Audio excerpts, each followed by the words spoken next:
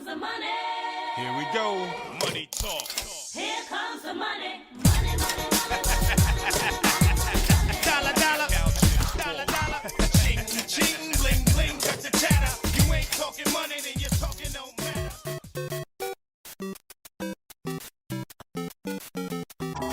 Bonus track, bonus track.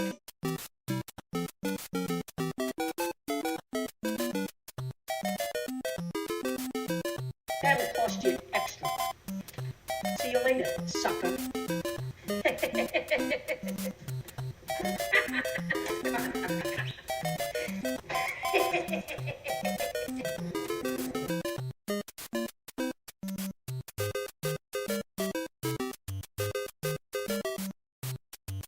You know, the guy in the booth who's talking to you on a tiny little earphone, he's afraid the guys at network are going to tell him it's through if he lets the guy keep talking like I'm talking to you. Because the corporation's got the networks and they get to say who gets to talk about the country and who's crazy today. I would cut to a commercial if you still want this job. Because you may not be back tomorrow with this corporate mob. Cut to a commercial. Okay, flush him. Cut the commercial. Cut the commercial. Cut the commercial. Cut the commercial. Okay. Hello and welcome to Overlapping Dialogue, a podcast of audio commentaries dedicated to discussing cinema that fascinates us, in a way we hope, fascinates you. We're your co-hosts, Kyle and Levi Huffman. I'm Kyle. I'm Levi. Old intro, who Yep. dis? Welcome to this bonus episode of Overlapping Dialogue. Bonus track. Which, again, we haven't flashed out that little intro. Bonus track. Yeah. Yeah, and Honor of L.A. Night. There are going to be some LA night in here. So, We'll light up the LA night, yeah. if you know what I mean. So, as we've talked about, you know, we've obviously moved to a new format of double features, but we'd always want to pull out a commentary here and there, and what better occasion than our nation's birthday, which this episode will be dropping on Monday, July 3rd, right ahead of the 4th of July, of course, on July 4th, as it turns out, on Tuesday. The 4th of July's. July? Lies?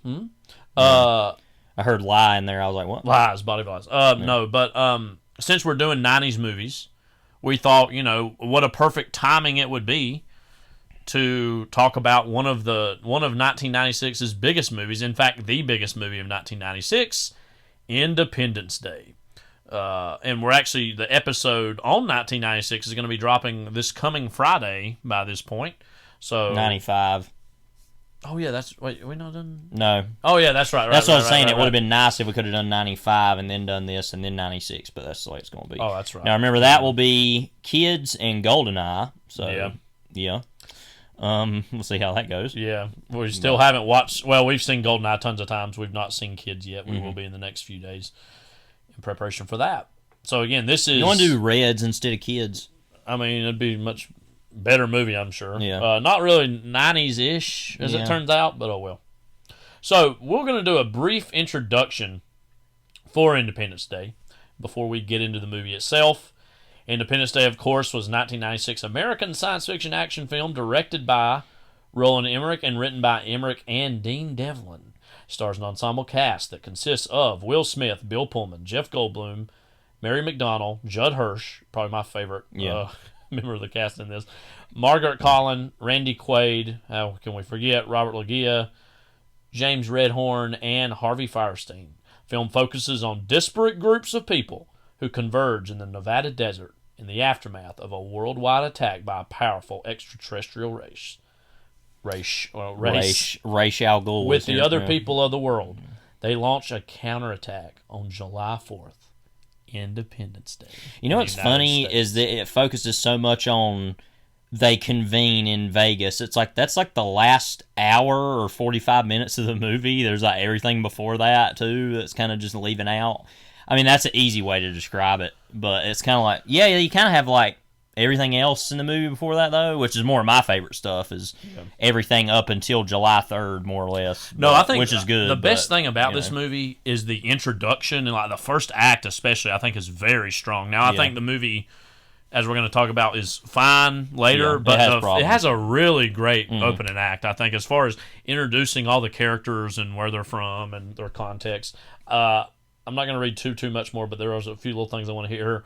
While promoting Stargate in Europe, Emmerich conceived the film while Was he answering the behind question- Stargate, the show? Well, he did the movie. Oh, the movie. Which I think the show Okay. came out of the movie. Okay. Well, I didn't know. I don't know. Stargate was a whole thing I never knew anything about. So I don't really know all that much either. I had a friend in college that was really into it. But while promoting Stargate in Europe specifically, just keep that in mind, Emmerich conceived the film while answering a question about his belief in the existence of alien life.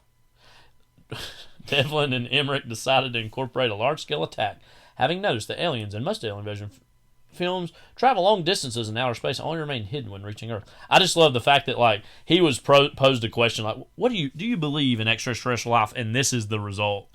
This is his quote answer to that question. You know what I mean? It's just like this movie, for all of its good, bad, ugly, is not the least bit interested in quote extraterrestrial life as a philosophical phenomenon. No, it's all it's a natural disaster movie that just so happens to have aliens. Literally, all I hear is he heard that question and said, I should do a big alien and that's disaster what's movie. funny is because it's such a basic premise. I mean, which is fine, but well, you said we talked about this last week. I kind of said, it's one of the few quote original big high-grossing movies of the 90s, and as you rightly pointed out, it's basically Earth versus the Flying Saucers, but the 90s and it's funny because version. Mars Attacks came out the same year, the very end of the year, around Christmas of 96. So, that was just the whole thing that was going on at the time of remaking a lot of, that was kind of something that happened in the 80s and 90s, all these like remakes of alien invasion movies like The Thing, The Blob, this being a remake of that sort of Invasion of the Body Snatchers in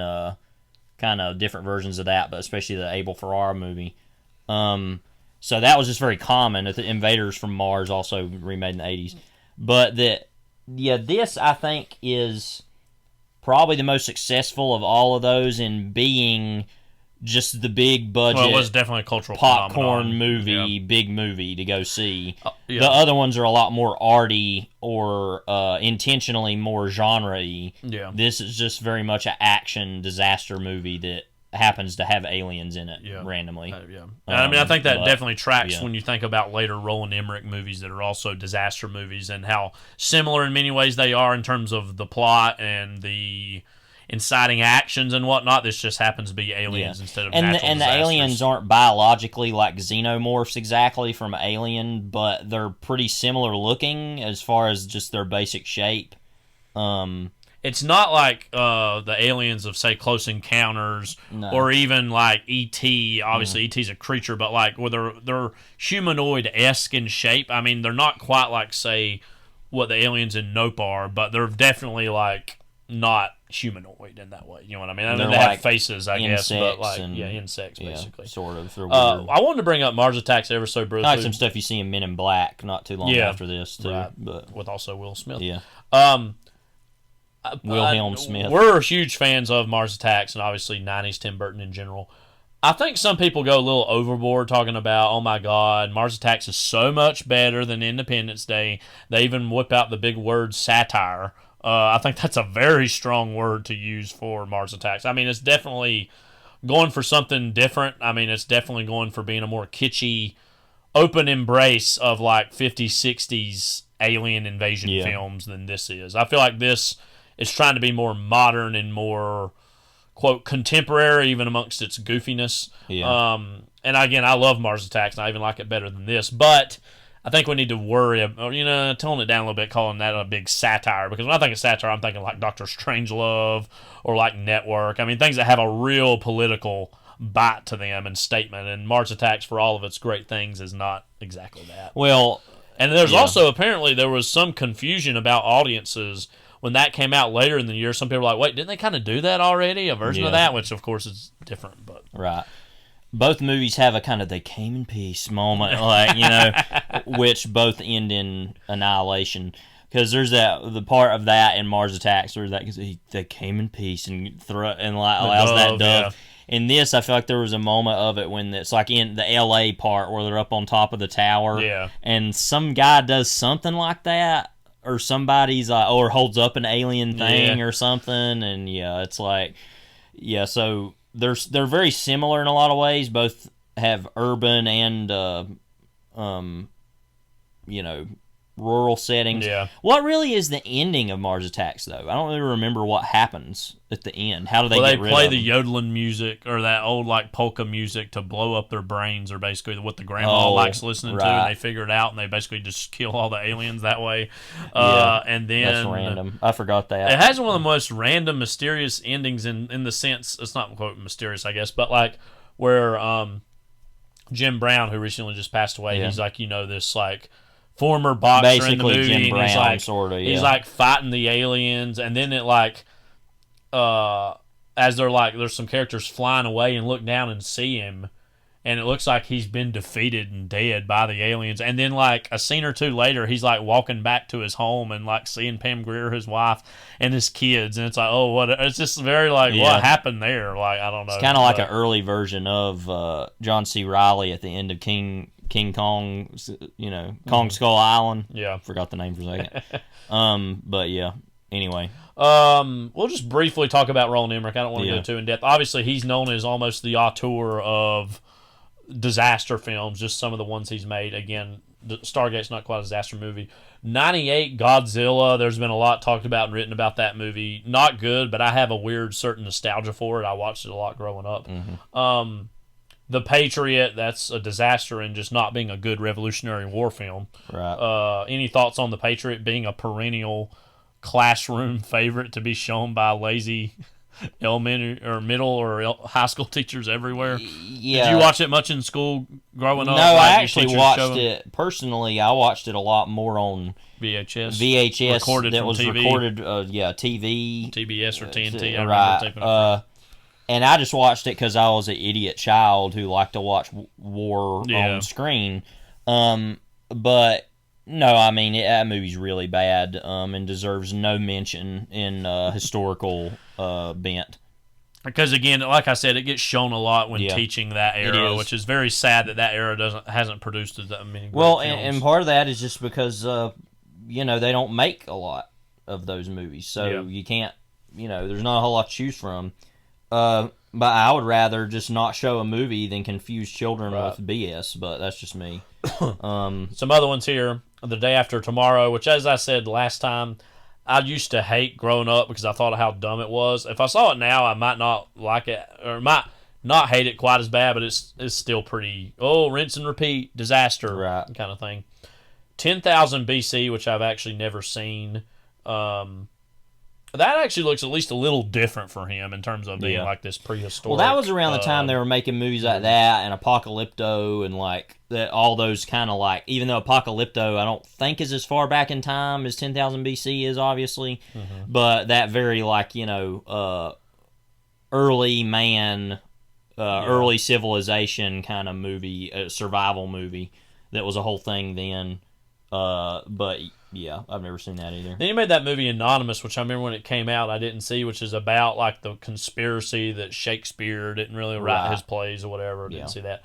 White House Down was actually a little bit of a, I'd say, quote, return to form, but like actually I remember liking because there was not as good though as Olympus Has Fallen. Yeah, I was going to say, so you had like White House Down, and then you had those Olympus Has Fallen movies. Which those movies have actually garnered several sequels. And then London Has Fallen, Angel Has Fallen, and there's supposed to be A Night Has Fallen. I haven't seen Angel Has Fallen. I saw the first two. And those are actually fun. He kind of actually got outgamed on that one in terms of being good. Well, because you also had, versions of that same thing before anyway, of like, obviously Air Force One, or even like In the Line of Fire and stuff like that. It's a very basic thing to do, but yeah, it's funny how he keeps going back to stuff like that. Like, and then, like I said, other versions of that weren't as good, or were better, I should say, than his. Stonewall, which is a movie he made about the Stonewall incident in 1969, which I've not seen, and I don't even remember hearing if it was all that good or not. Independence Day Resurgence, which I want to briefly touch on some aspects of that when we talk about this movie. Yeah. I remember we saw that in theaters. I think we got little collectible buttons they gave out. God, it was so bad. It was bad, though. That was one of the worst movies I think I've seen in a theater. I mean, like to a level that was unexpected. Like, and it's really weird when you got me wanting to see Will Smith in a movie just to give it some sense of charisma or some sense of energy, and that's where I was with that, which I was shocked by. Who was the lead in that movie? Wasn't it Hemsworth? One of the Hemsworths? Yeah. That's not going to lead your movie. I'm sorry. Liam Hemsworth, and then of course returning Jeff Goldblum, Bill Pullman, Judd Hirsch, which I remember the whole little scenes Wasn't of Robert him. Loggia in it for like 2 minutes or something? I think so, maybe.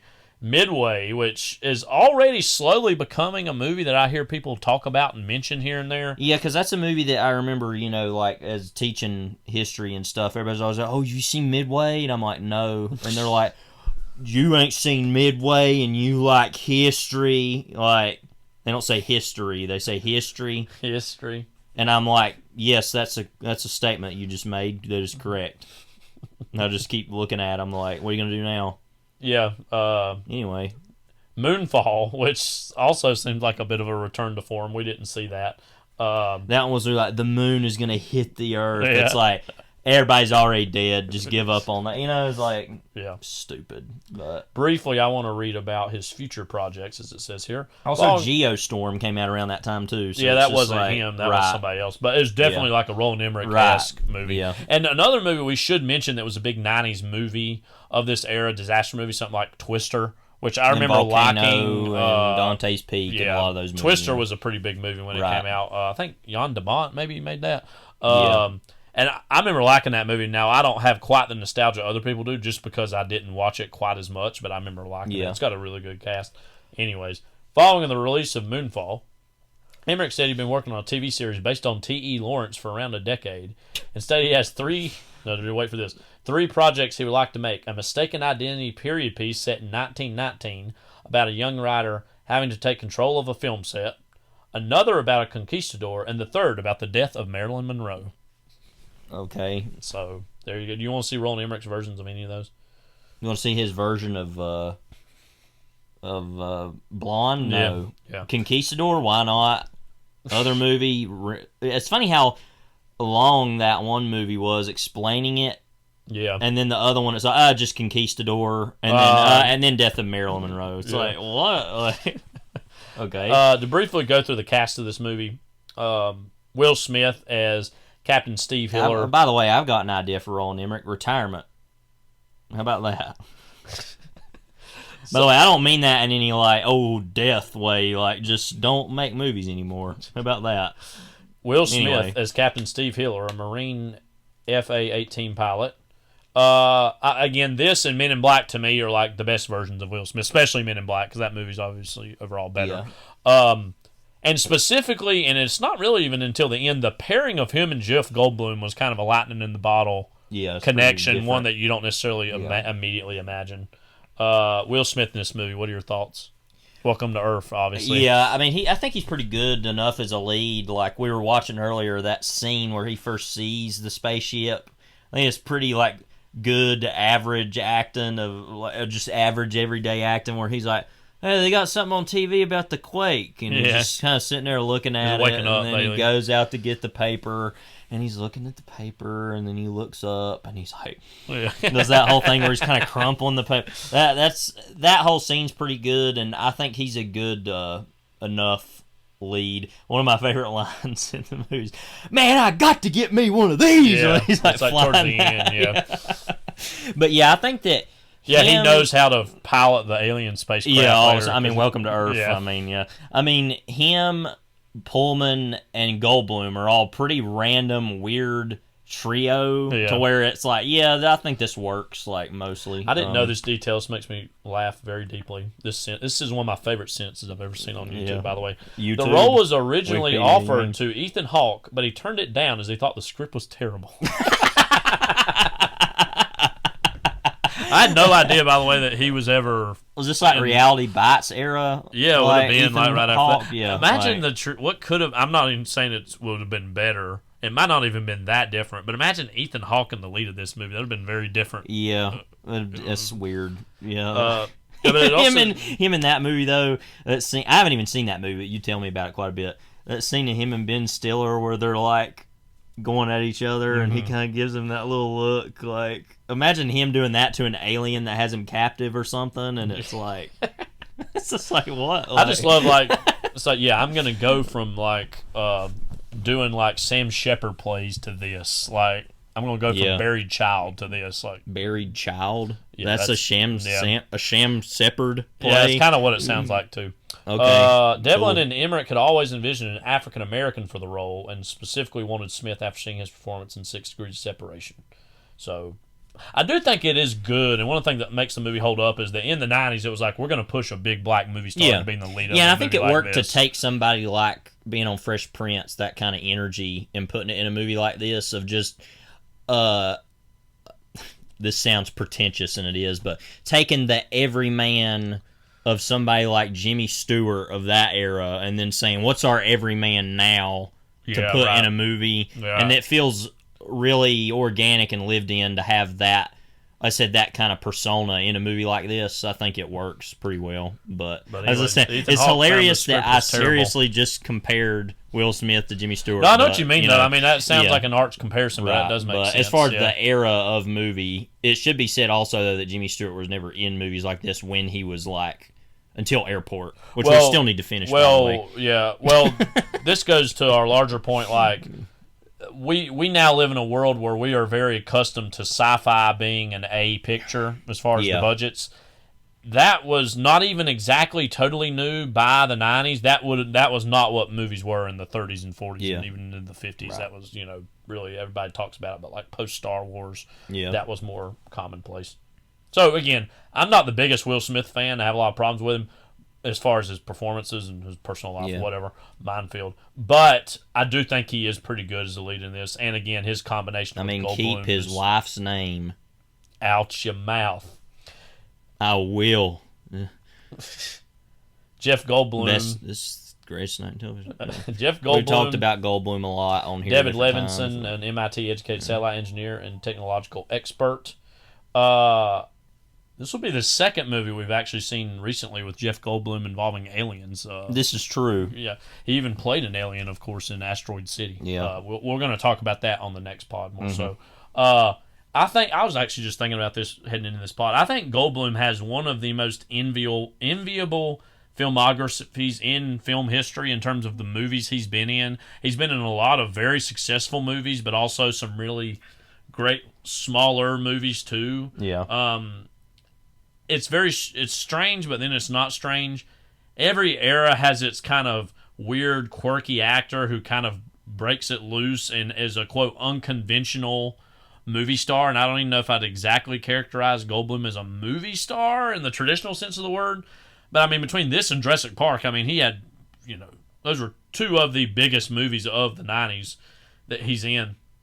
What do you think Goldblum brings to this movie in terms of his performance? Well, it's kind of like, I like that they kind of took that, Ian Malcolm performance and kind of put it into this as far as like, now he's different. He's not as cocky as Ian Malcolm is, and not as like sexy looking exactly, but he's a lot more of like a, just kind of a computer nerd guy.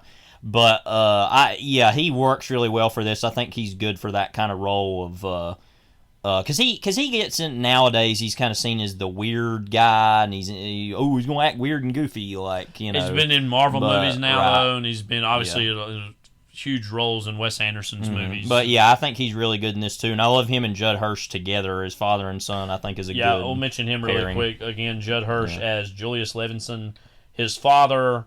Character is based on one of Dean Devlin's uncles. Well, good for him. Yeah. Judd Hirsch is always a delight in whatever he pops up in. We talked about him a while back when we talked about the Fablemans. He plays like the kind of this old, very strange, basically uncle figure in that.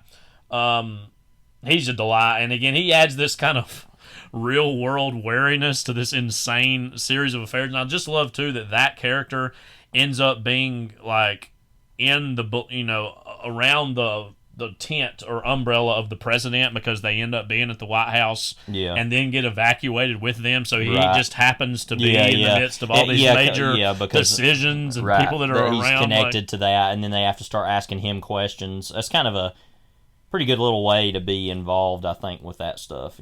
But Bill Pullman as President Thomas J. Whitmore. President Thomas J. Pretty Whitmore. good president. I'd say he's one of the most Yeah. memorable movie presidents ever. Yeah. And I mean, he's definitely clearly in the mold of a 90s era Clinton in terms of his look. Just kind of old white guy, white guy in the office. I mean, it's a very Clinton-esque thing. It also says former fighter pilot and Gulf War veteran, because that's the whole thing, too, that he's like flying in the plane towards the end of the movie. Yeah. To prepare for the role, Pullman read Bob Woodward's The Commanders and watched the documentary film The War Room. So he even very clearly is. Right. I didn't even read that yet. That's very much about the Clinton. James Carville. We needed a James Carville in here. But Bill Pullman, movie president. Obviously, the iconic monologue at the end of the movie, which is among the most memorable. One of my favorite things parts about it. Why wasn't I told about this place? Yeah. Just line Area readings. 51. Yeah. Right. Yeah.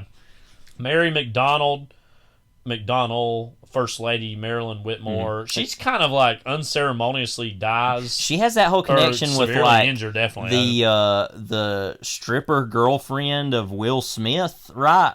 Where they're like yeah, together like or they whatever. end up being randomly. Yeah. They connect somehow. Like she saves her or something, and like they're together. That's that whole thing where they got that dog jumps away from right, the fire. right, and We're going to talk about that's that. the dumbest moment ever. It's like that's on the level of like Hitler in Last Crusade. Like wow, but anyway, Robert Liguilla is General William Gray, USMC Commandant in the United States Marine Corps. just a year before Lost Highway, we have to say for him. Yeah.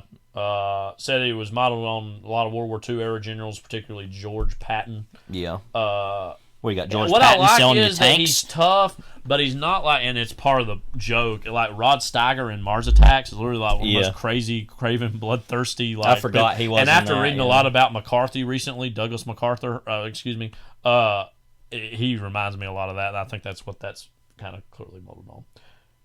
Randy Quaid. Oh boy, here we go. Randy Quaid as Russell Case, an eccentric, alcoholic former fighter pilot and Vietnam War veteran. He insists that he was abducted by aliens during work on aerial applications 10 years prior to the film's events, shortly after completing his military service. He was experimented on sexually. And he was abused. He was abused sexually. I thought it was abused, but I didn't want to use that word. That guy's the Bethlehem Steel, the backbone of America. I remember, yeah, because I remember when we first watched Mad Men, we were like, oh, he's the abused sexually guy from Independence Day.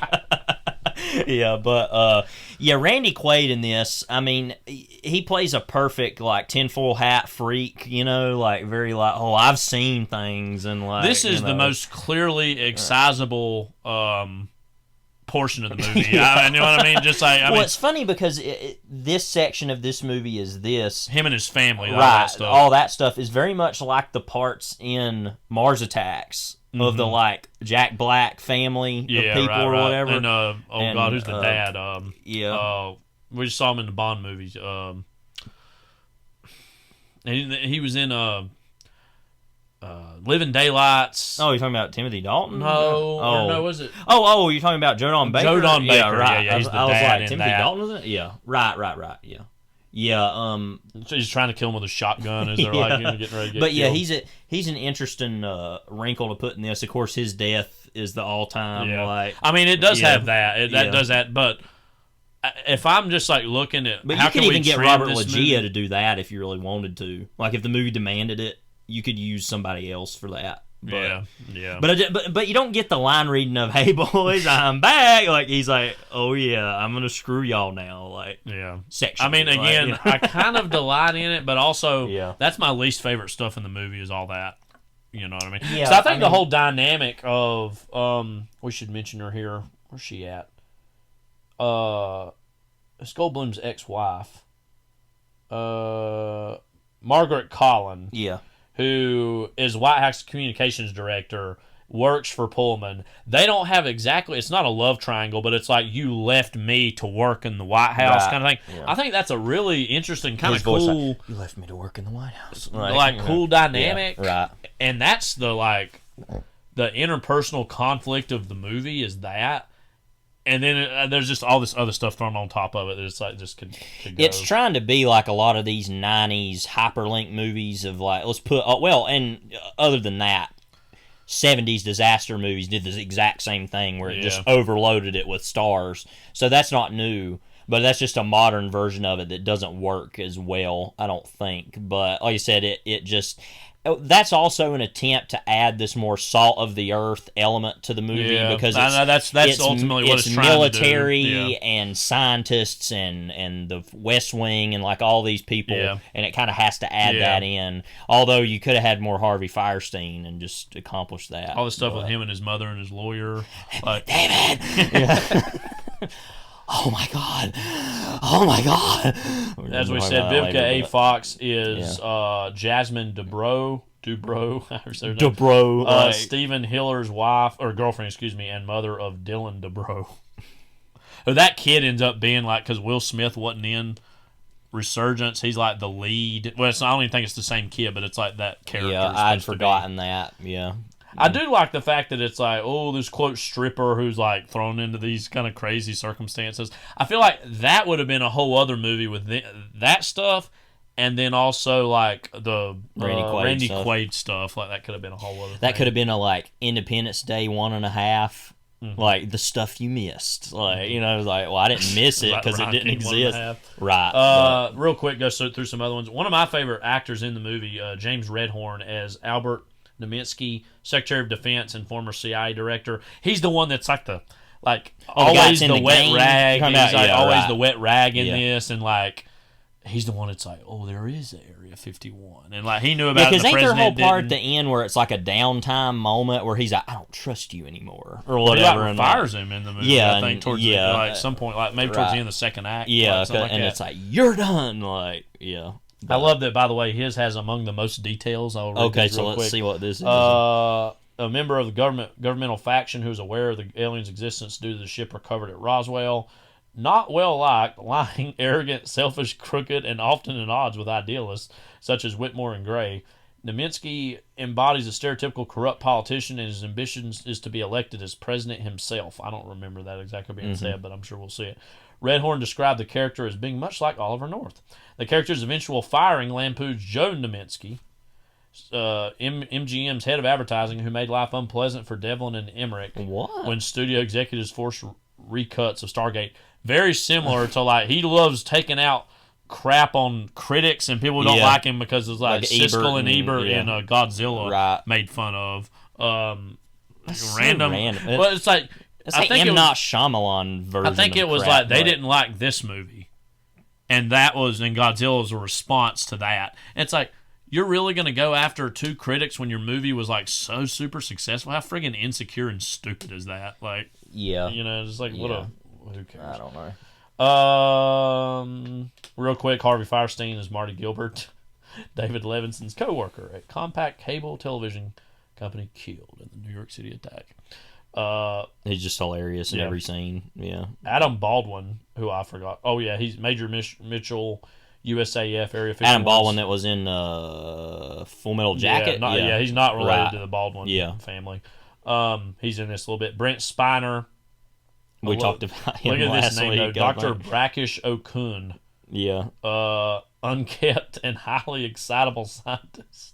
Let's just trash way. Okay. His character's appearance and verbal style are based on visual effects supervisor Jeffrey A. Okun, whom Emmerich did work with on Stargate. So he just loves autobiographical sort of thing, for him.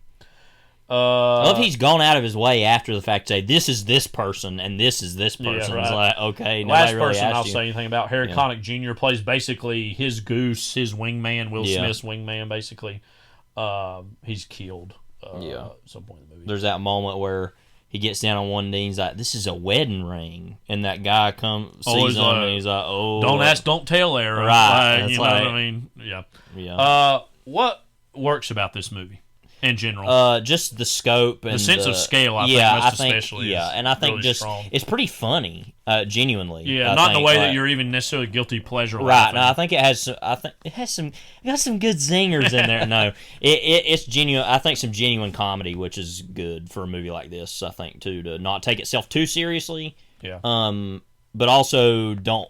It's not a Mars Attacks either, where it's a direct. It's just not like a satire like Mars Attacks. Yeah. And even I gotta say, even just watching, they had a trailer for Resurgence right before we We're getting to the Blu-ray for this, which we're, by the way, watching the theatrical edition. The theatrical cut, not the later director's cut. I don't even know how much longer it is. This movie's overstuffed as it is, so I don't even know why they'd want to put any more in it. But even just seeing the Resurgence trailer, that movie was awful. I'm not even going to debate that. But it has a sense of scale about it, even that. Like, there were some shots where, like, it showed, like, Jeff Goldblum being taken to that craft that landed, and the visual was still strong in that. It was like, you know what I mean, as far as the sense of scale. And, you know, there's a lot of movies, especially where everybody craps on the Marvel movies all the time for this. They're like these climaxes and these sense of scale that you really just don't feel like there's a sense of gravity to it. This does actually have that. And even his other movies that are not all that good have a sense of scale and a sense of gravity. So I think he's very talented at that. That's one reason why he's, has been as successful as he has. I think if we're going to talk about some of the downsides, and bear with me when I say this, he's like a poor man's James Cameron. And what I mean by that is James Cameron sometimes gets flack for his screenplays or his stories. Yeah. But they work. I mean, you think about a movie like Titanic, which has this, as we've talked about on this pod before, has this huge sense of scale, has not necessarily the deepest love story of all time, but a very emotional one and one that you connect to. And then he put a pistol in his mouth. He I think that's our last commentary we did, ain't it? It might have been. I can't quite remember. No. We took a break and then we did more commentaries. We did all those crime movies. Yeah. And so, you know, like James Cameron movies, you're not going to them for the story, but you don't feel like an idiot while you're watching them in terms of it's being dumbed down just so we can justify all these things. James Cameron actually said a pretty interesting thing recently when he was talked about. Somebody was like talking about the scenes in Avatar 1. I think it was mostly 1, but it was when 2 was coming out. About, well, why are there all these scenes of just like, them flying through the air? That's not, quote, the story. And he said something very, I think, interesting, where he said something along the lines of like, because that's why we go to the movies. We want to see those moments. It might not necessarily be narratively inclined, but when you're seeing it in the big grand movie theater and the way that you're supposed to be seeing these movies, like, that's the experience, right? And so it's not that he's just putting that in there just to, quote, look at all this money we have, or it's part of the emotional aesthetic experience of the movie. And so those moments feel justified. I mean, and again, you take a movie like Terminator 2, which we've talked about casually on the podcast, probably the greatest action movie of all time. It just like flows beginning to end. The dialogue in the movie, it's not written by the Coen brothers, but it's very snappy. It's very, it's good. It's high quality. Again, very clear-cut conflicts. Doesn't have a scene you would really feel like, or a set piece you feel like you could just cut totally. You know what I mean? And so James Cameron, again, except for in the director's cut, but that's another thing. Right. Yeah. But I mean, it's just, he just feels like the very best version of what James Cameron can do or can be.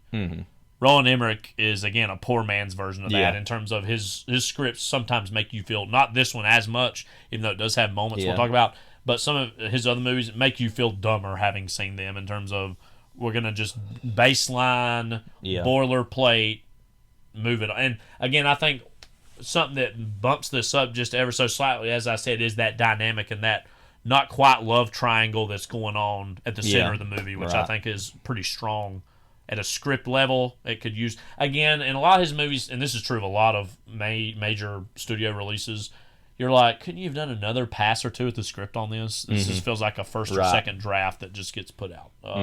Anything else stick out to you, good, bad, indifferent, about Independence Day? No, but like I say, with the screenplay, I thought that's what separates the men from the boys ultimately anyway, is just that it doesn't need to be that, though. But when you come off of a decade that is so stacked with great James Cameron, well, also blockbuster movies in general, whether it be Spielberg or Cameron, then that is Spielberg's obviously in a whole other pantheon above them. That's a problem though for a movie like this, and why it doesn't stand up to those.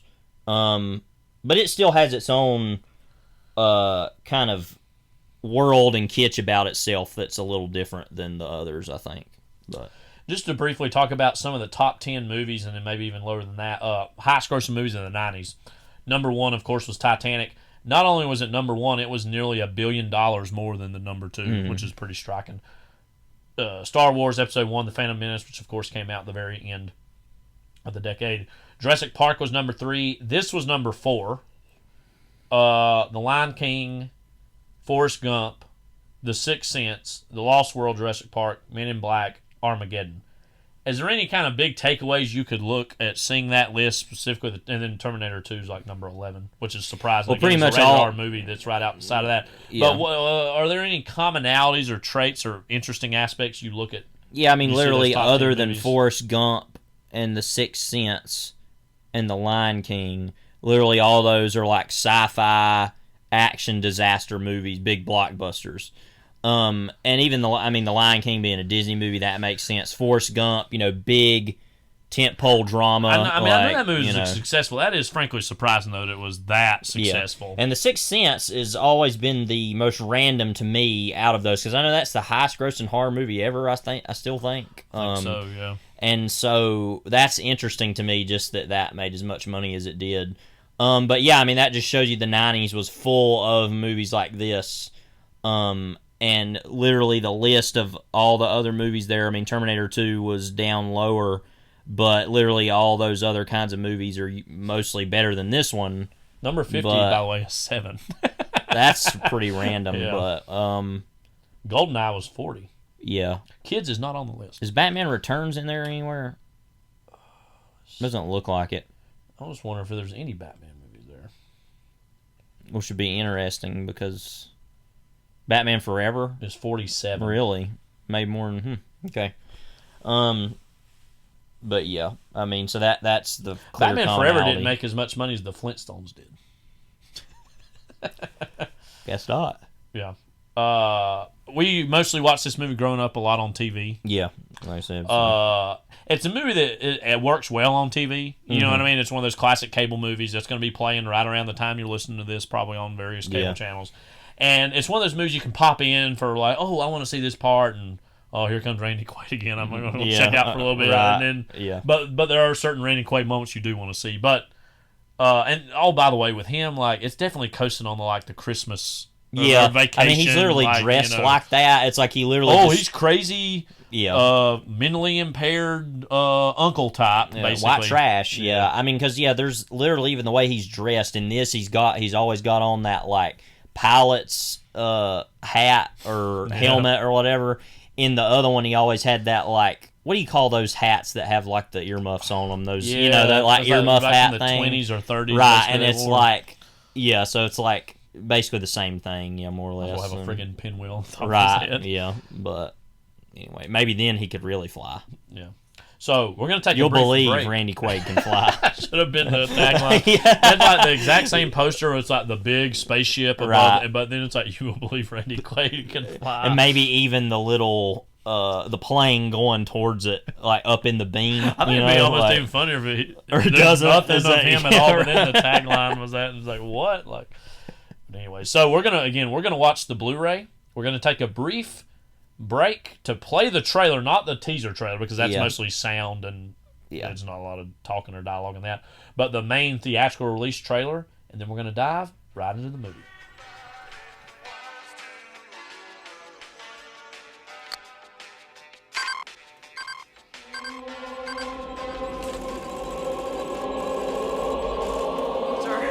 I think you should listen to this.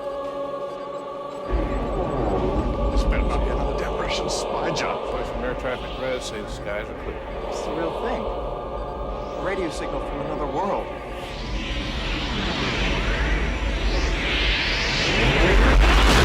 Mr. President, Our intelligence tells us the object is settled into a stationary orbit.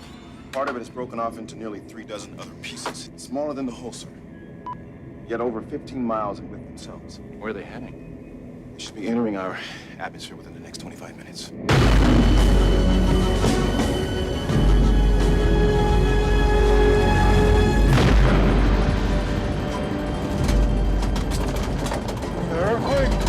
Let's just get there as quickly as What's the possible. rush, huh?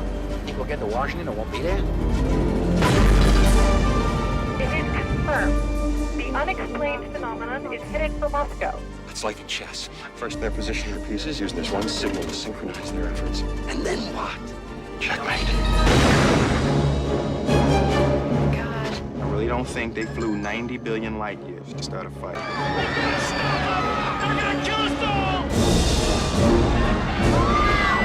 God, I hope they bring back Elvis.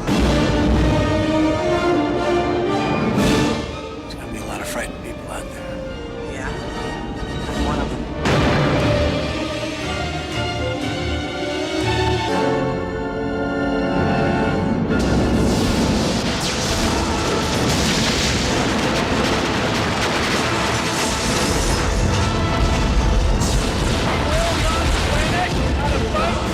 Today, we celebrate our Independence Day.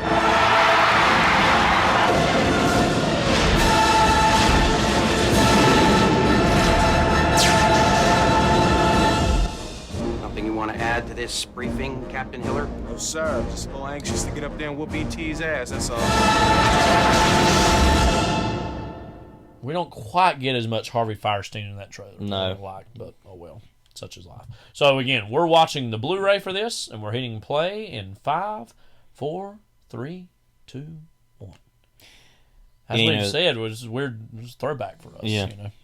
I think this is the first time I've seen this movie in full in a long time. In toto, as they say. You remember that part in The Stand novel where there's that kid who like turns bad? I can't remember his name off the top of my head. Mm-hmm. And he says the phrase "in toto," and Stewart just to himself's like, "In toto? What the hell? Like, who says that?" Like, you know. Yeah. This is a different time. Yeah. Yeah, and then about him in the trailer, Harvey Firestein, it like literally gets right up to the moment where he says, "Oh my God," and then doesn't show it. So it's like, okay. July 2nd. It's like Independence Day, July 2nd. No, it's not. Starting off with the picture of the moon and the flag on the moon. The eagle has taken a dump. We might have mentioned this here and there before on the pod, but I know we talk about it a lot, how staggering it is, how many moon landing conspiracy theories there are now, where that's almost more boilerplate to believe than the moon landing itself. Yeah. Starting in this very epic way. Yeah. Here, men from the planet Earth first set foot upon the moon, July 1969 A.D. We came in peace for all mankind. So we came in peace. Well, there's nothing to fight, so I guess that's good. Yeah. You didn't waste energy.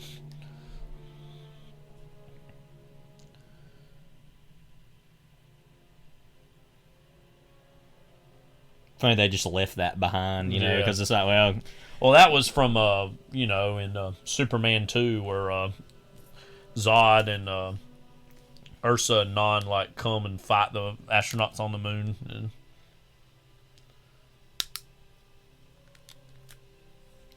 but again, Emmerich's got a really great sense of scale, like just the, you know, it's almost Spielbergian, like the simplicity of like just the shadow itself filling in what we know's above it. And then they just go ahead and show it. And then then how much of the screen it takes up. Also reminiscent in some ways of the first shot of the original Star Wars movie too, as we all know. This is the first time I ever heard REM. I was going to say, this is what I usually think of when I hear this song. And it came out in the late 80s, this song, I think, didn't it? Yeah. We always say this is basically, we didn't start the fire, but good. Yeah. It's less specific in a lot of its cultural references as that song annoyingly is. Leonard Bernstein, like, birthday party cheesecake, like, what?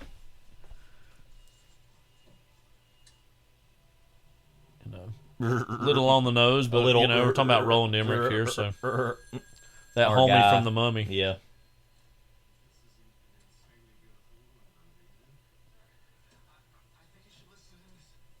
To this random humming that Well, that could easily be me at a microphone going like, you know, I mean, Liz Love's always hits his head.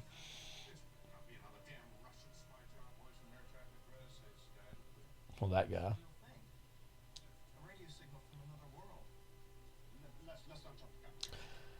And again, another thing about this movie is too, even from this opening scene, makes a big deal about trying to be multicultural, which I think is a good way to approach this. It's not purely American centric, even though in the end it's all about the American president making the big speech, of course. Moonfall origins, moon radio, like radio moon. Good night, radio moon. Good night, moonfall. Any other ways you want to put that? Or are we good? I think we're good.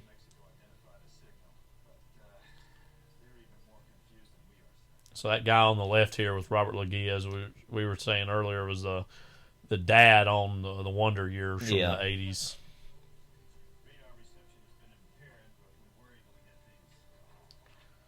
I think it'd be one of the coolest things to be an actor in Hollywood, to be one of the, quote, military guys. And a movie like this, is very, like, kind of boilerplate, but it's like, this is serious business.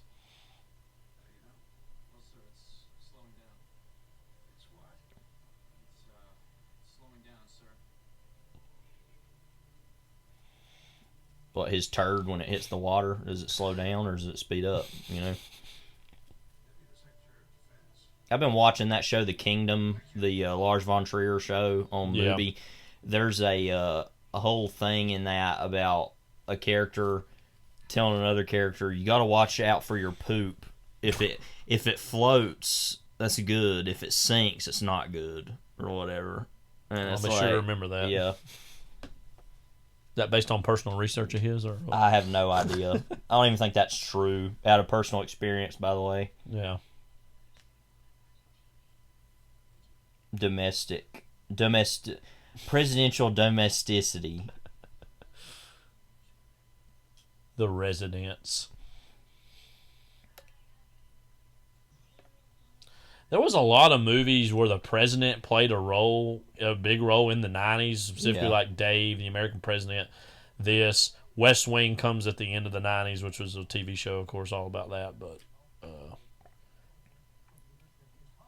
we don't quite get as many movies like that anymore. I don't know. It's interested in the presidency as office. Daddy let me watch Letterman. How much of it did she even get? I wonder. Paul Schaefer's like bald, what, laughing it up, hucking it up. Paul Schaefer, like, is he Elton John? ? Secretly, like, secretly we are EL, or sorry, EJ. Excuse me. Zinger. So again, as we said, she's the communications director, the C.J. Craig of her era. Interesting. This is kind of a forecast for George W. Bush about, like, how's he doing? And then forced into the war on terror after 9/11, kind of dealing with that. Yeah. Well, I say forced. Some of that was forced by him, but, Yeah.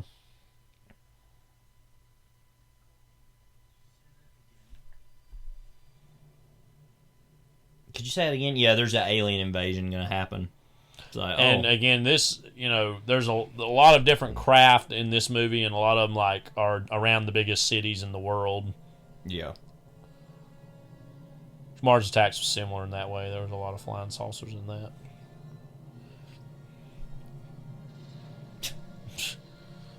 Whoops. Like, we sent a satellite at it, and it did nothing. It just blew up. Yeah, that's usually what happens when something hits something.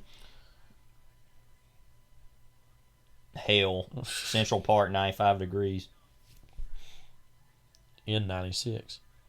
Shot probably in 95, though.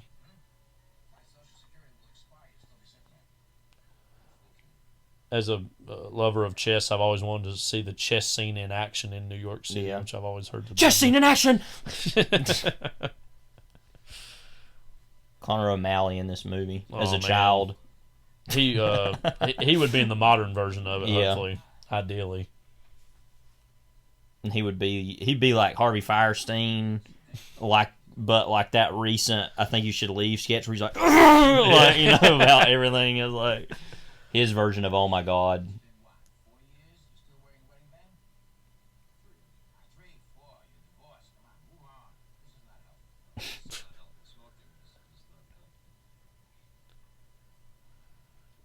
criticizing people is not healthy. I'll tell you that right now. Like, wait a minute.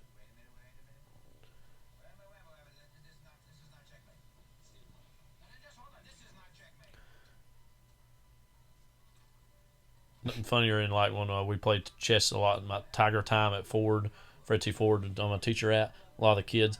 And like when you checkmate somebody or you get checkmated, the impulse is just stare at the board for like 5 minutes. No, there's some way out. Yeah. And then there isn't one sometimes. Always, man, I love X-Files too, but you know. And that was another thing I was meant to mention earlier. Like 90s UFO/alien culture was bigger again than it had been in some decades. Yeah.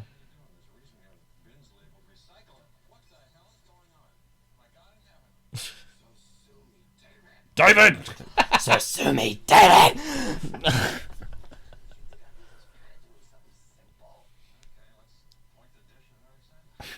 So he works at like a TV station or something? Yeah, he's like, I think it's like the whole thing, he's like vastly overqualified because Right. he's like got this MIT education, and I Yeah. can't remember, he's got some other background of, excellence. He's kind of slumming it being here.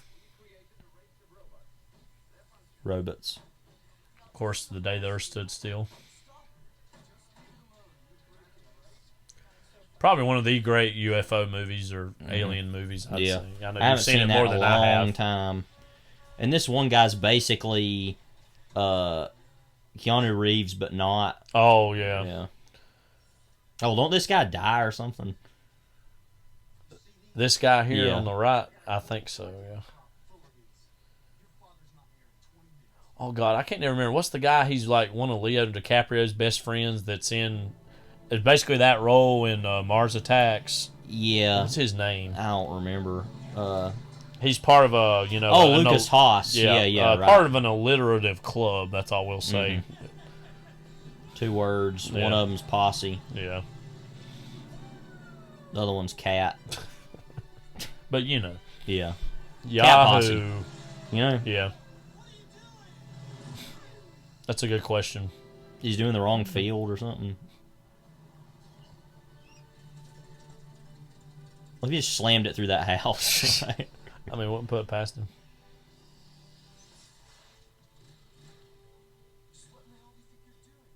He's literally Keanu Reeves, but Yeah. not. What is his deal? Like,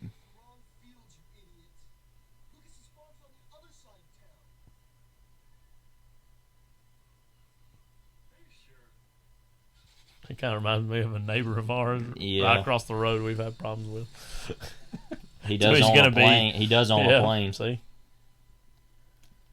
Oh, cool. Yeah, load up before you get back in.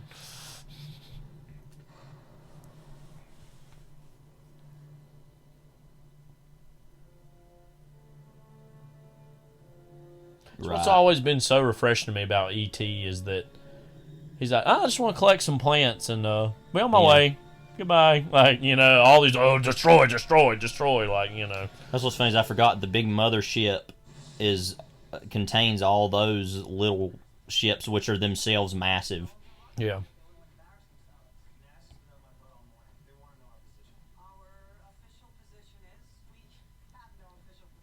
Whatever that means.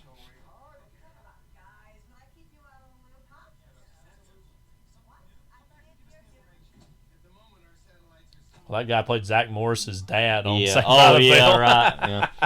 We were watching that show. Now we're not. I don't really feel that bad Too about bad. it. Yeah. We started watching Miami Vice. So. I've got a whole Twitter thread going on with that, so Yeah. go look it up. Or don't. At Yabba Yabba Dabba. Dabba Doom. Yabba Dabba Doom. Yo Gabba Gabba Doom. Yeah.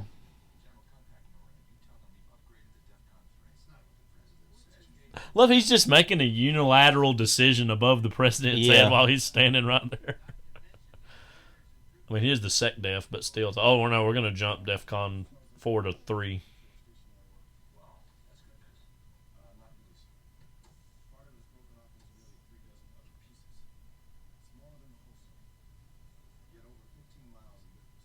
$15 miles wide. Yeah, pretty big. Earth. Yeah, we still yet to see Will Smith. Yeah, I don't think he's into it until here in a couple scenes, a little ways. Northern in. Desert, Iraq. This would have been obviously in the aftermath of the Persian Gulf War, which happened about 5 years First before Gulf this. War, yeah. Because in memory now, we just call that the Gulf War, and the second Gulf War the Iraq War, more or less. But yeah.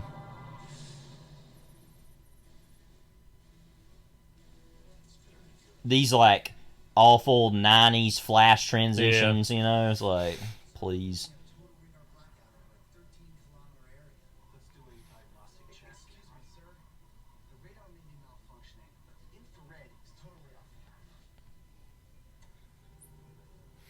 That sound. You know when that drops, Yeah. you're going to drop. Your balls are going to drop.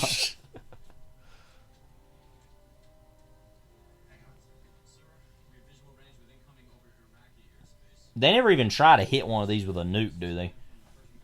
They mentioned that maybe trying that. No, I think they do. I think they do. I think I can't. Yeah. I can't remember. No, maybe I'm thinking of Godzilla, where they're thinking about nuking Godzilla. Yeah. I can't remember. I just love those old TVs. They're going to put on. They're like, oh, let's see if Twin Peaks is back on. Yeah.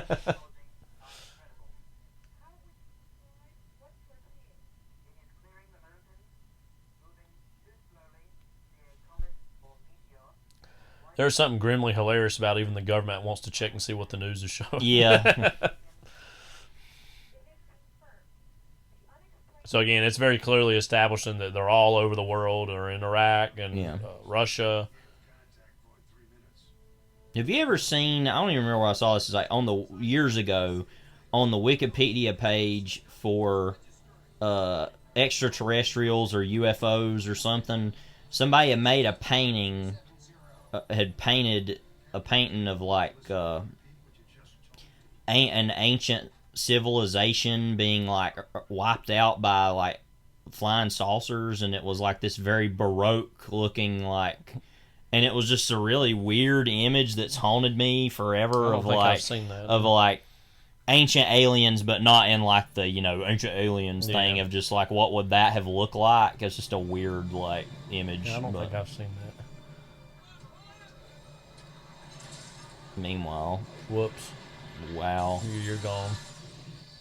Not good. That's not very patriotic of the aliens. You know. So how disrespectful! How disrespectful to the flag. These colors don't run. You know. Well, they should have, because now they're dead. Anyway, Independence Day. Yeah. Both the movie and the concept. I'm not leaving. I'm not effing leaving! No.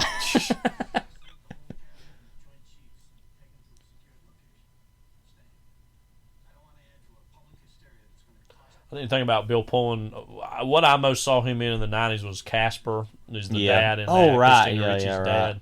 Yeah. He wears glasses in that. His son now, he looks quite a bit like him. He's been in the most recent Top Gun Maverick.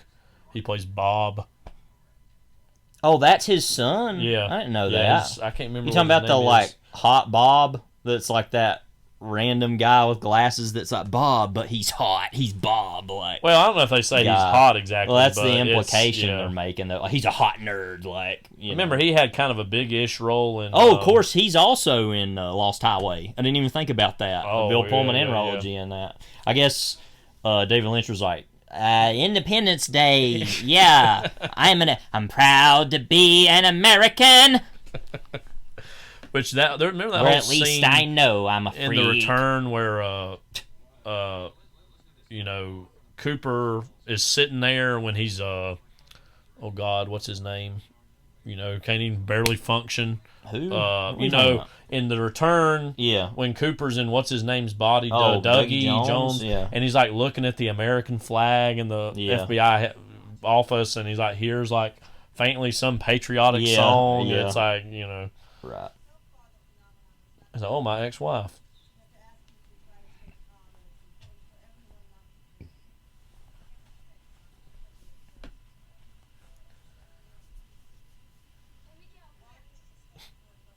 We have to be relevant and know what's going on.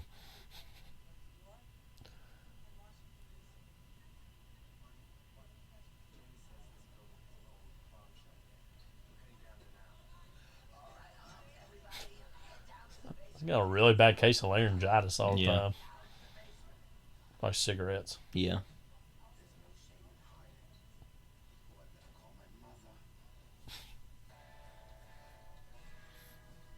Meanwhile, life goes on.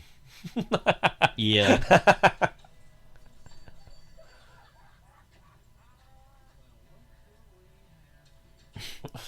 Like they bully him. It's like, well, why? you think they'd be the only thing people would be talking about at this point is that all that stuff going on. They're like, oh, let's just bully him for whatever reason.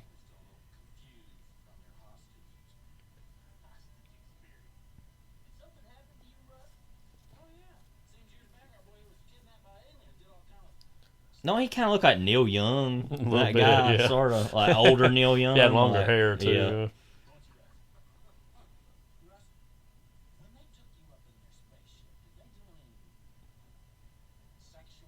They're like obsessed with that idea. Like middle schoolers or high schoolers everywhere. Yeah. Like. Do you hear that? Do you recall? Do you recollect? Like, what kind of line is that? Are they literally that stupid? They're not. They don't already know. That's what I'm this is saying. That'd be happening? the Like, only thing anyone's talking about. Like, yeah. They don't get CNN out there, like, because we're in the aftermath of the most recent submarine having sunk that had tried to go to the Titanic. Something even like that, everybody was talking about that. That was just all over everywhere. And even something like that shows you we might not quite live where everybody's watching TV all the time like they used to, but definitely with social media, how things travel and everybody's got an opinion on it, and something just like that, relatively minor. And then there was the blink and you miss it. There might be a Russian coup going on a few days ago, and that fell apart. Look at. So this is finally Vivica A. Fox and Will Smith's introduction.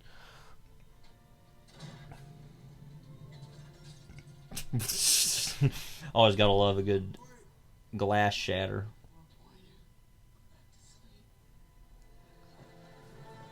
Old Lincoln. It's like he's sitting watching it. He's waiting. Yeah. Well, they could have flown lower in D.C. because they've got that height ordinance on buildings. Just saying. Just something to think about. They're like, oh, good, we got lower clearance. All right, I guess I need to leave soon. So much for this whole I'm staying thing.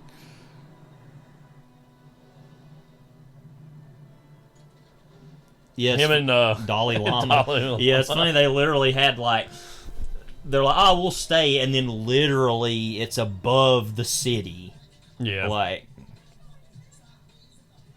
if it's like 15 miles wide, then it could cover the whole city basically. Isn't that Spike Lee? I love this one white guy gets out of his car here in a little bit, and he gets smashed behind him, and he just kind of half looks back and is like, whatever, he'll be here in a little bit. That taxi driver though had those sunglasses on and kind of for a second looked like Spike Lee with sunglasses on. But this guy and that guy looks like Dumbledore or something. It's what's scary about it. It looks like it's coming out of flames or fire. It's because it's coming into the atmosphere, I guess. And then this white guy just appears behind him, like he's part of the gang. Like, let me get a dunk in. It might be my last chance ever. Yeah. The crazy gang. Yeah. As we know about the Vinnie Jones football kind of like collective. Get out of my way. Got to just knock that woman over. Well, I wonder how George Costanza would react to this. He'd be pushing old women down. No.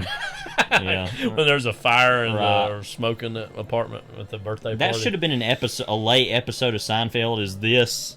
Yeah, like a parody or a parody of Independence Day. This cop here,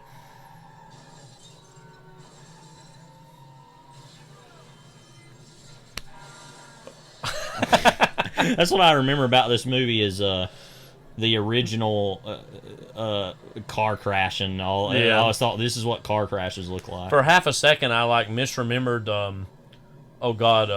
Briggs. He's in Con Air, in the car when was it Chappelle or whoever it is flies out and slams into his car. I was thinking, oh, is he in this? But I just remember, no, that's something else.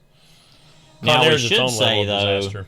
I love it's like the epicenter's got to be right at the Empire State Building. Is that the new dirigible that's going to land? You know, that's so stupid. That needle was for that, and it's like, wait, is that Ferris Bueller's dad?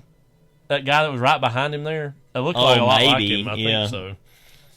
But obviously, the sad thing is, a lot of these images looked a lot like what we see with 9/11 of people just staring at that and standing in the street. But of course, we saw images a while ago of the World Trade Center because it was still there in New York City.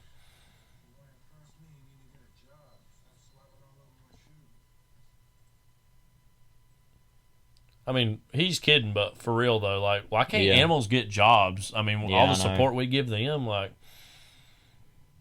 I'm kind of kidding, but at least clean up around the house. Like, urinate. Yeah, let us know that.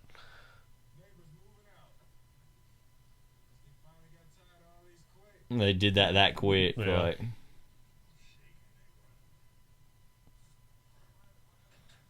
just think this could have been Ethan Hawke. Yeah. It's like,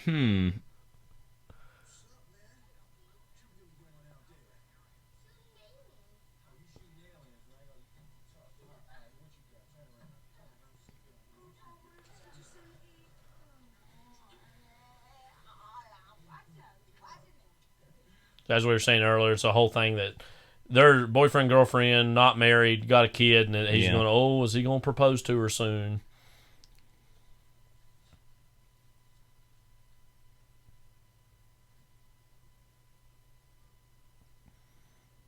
He's pretty oblivious to this for a while. Yeah.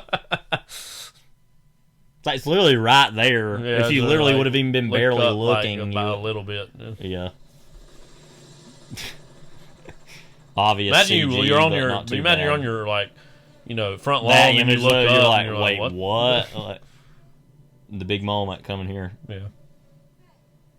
She didn't see it either.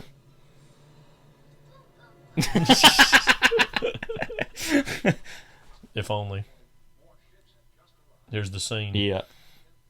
The two best scenes in the movie right here together. Look.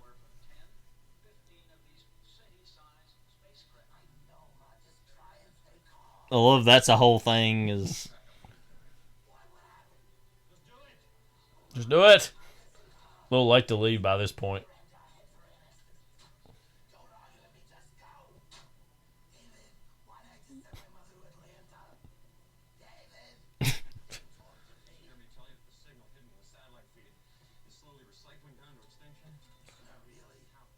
One of those old Fruitopia. I don't want David.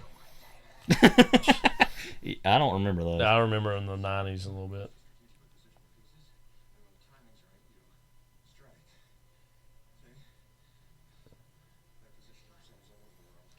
I got to use all these like chess analogies. It's like, it's not that deep, but okay.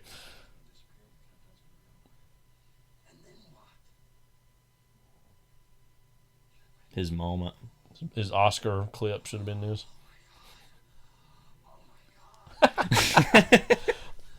Well, I love that. What? Hold on a minute. How oversized the reaction is. Like, what? This never occurred to you that they're gonna friggin' blow up? Yeah, everything? like that's literally all they're there to do. I mean, they're not there to drop off pizza. Like,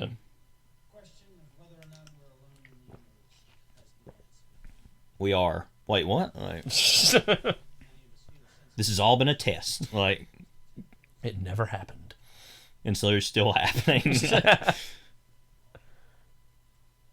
Oh my god! Don't you love like calling up your ex-wife who happens to be the communications director? Yeah. It's like, so what's going on? Like, you got to leave the White House.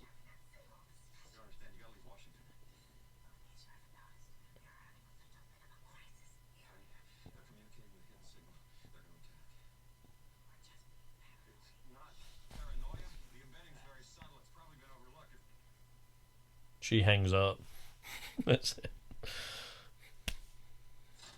She ain't the stepmom. She's the mom who hung up.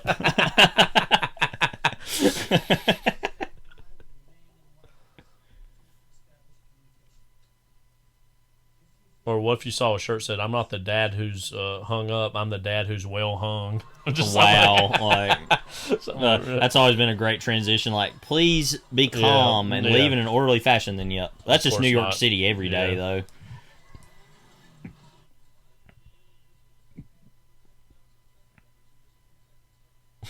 Just a few seconds, we already know that. There'd be no way to get that kind of information that quickly. Like,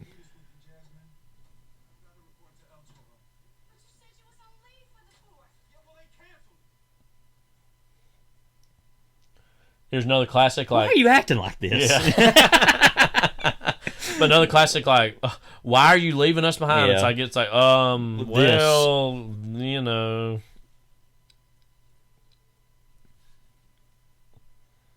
Part of this whole military thing, it's a military thing, is, you know, I gotta fight enemies, foreign and domestic. I bet there's a frat somewhere they have to do like a fraternity pledge. It's like, I will drink all beers, foreign and domestic. Yeah.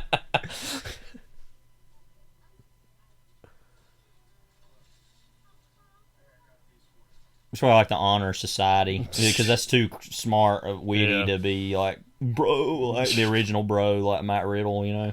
RK bro. Right. He's not going to be in Money in the Bank this year, as you already all know, which already happened. Where are you? My prediction, probably LA Knight, maybe Damian Priest. Like, we'll see. You already know by this point. By the way, somebody might even cash it in tonight as you hear this on Monday Night Rollins. Anyways, I'm sorry, go on. Well, just the fact that with this, you know, it's like that just a minute ago he said that whole thing about like they can come all the way here to start fights. Like, that's kind of exactly what they came here to do. You know, it's like, why else would they come here? You know, and have that much firepower. Like, yeah.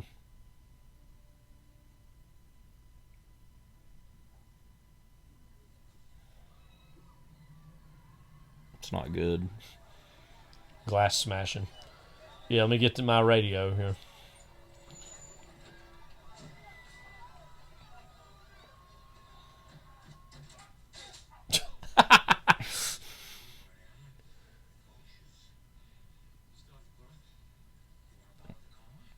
I mean, I know it happens during any natural disaster, the looting and stuff that goes on. There's no escape. Like, if this happens, what they think's going to happen, it's like, you're not going to care about watching TV anymore. Like, I guess that's just the impulse. Same thing with Cloverfield. Yeah. There's whole sections of that where there's people looting stuff.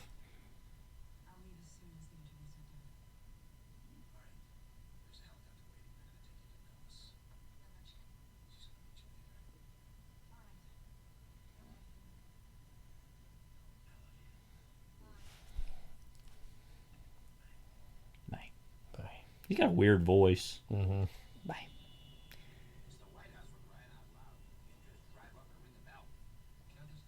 Lewis Pullman is, by the way, Bill Pullman's son. Oh, wait, notice how quickly they got out of New York. Yeah. Like, that's impossible.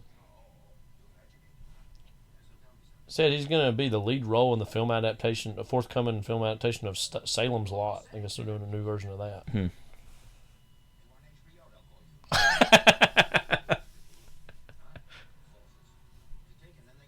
They take it, then they go. This is whenever I think about people arguing about driving, this is what I think of. Shh. Calm down.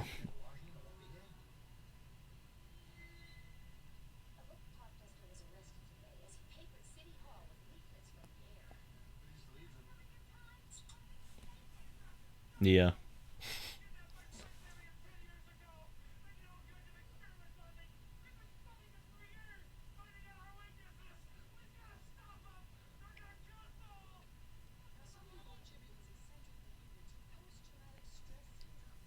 Wow, that's definitely Photoshop. Yeah, really.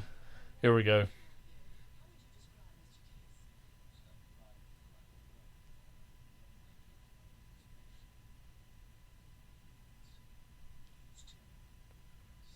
It's like, why do we have to say And it's that? like, by the way, he never confirmed that Yeah. either. That's just totally made up. Like, But he really had to get that across. yeah, so. like.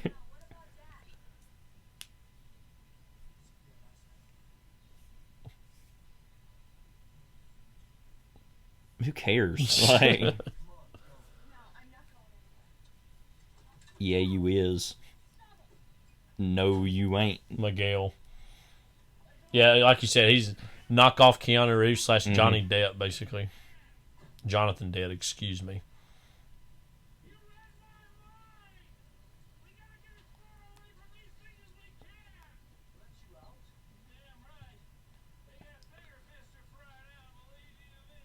Let you out. I love what they said. He's kind of disappointed. Yeah, he's like, they let you out. He's like, we kind of want to get out of here. Yeah, don't shoot at the. You could inadvertently trigger an interstellar war. Just, by the way, I don't think that the bullet is going to make much of an I don't impression. think it's going to go up that far. Right. Even, yeah.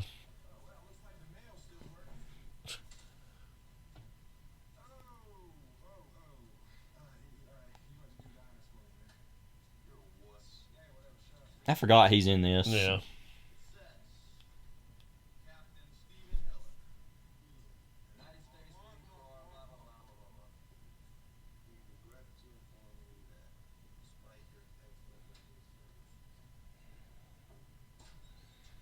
Not good enough for NASA, I guess. But I think he's gonna. I think he's probably gonna have an inside track by the end of the movie if he wants one.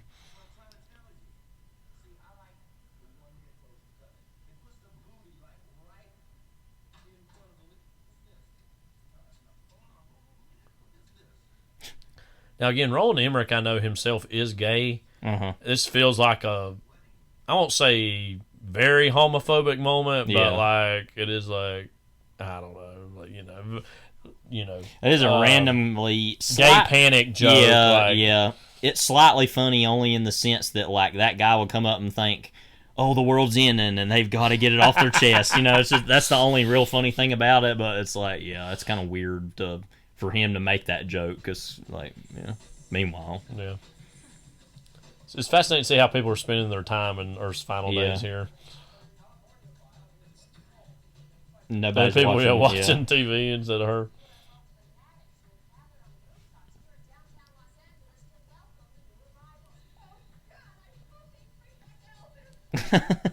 What a stupid person.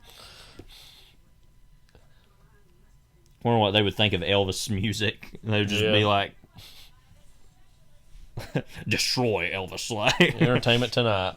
Destroy Elvis Aaron Presley. What would imagine the inside edition stories that could be done about all this?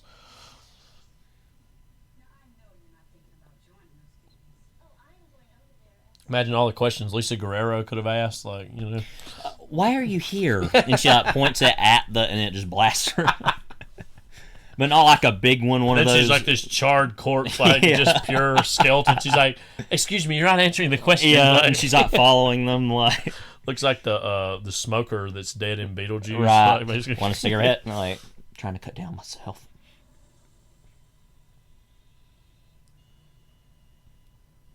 Yeah, drive towards it. Yeah.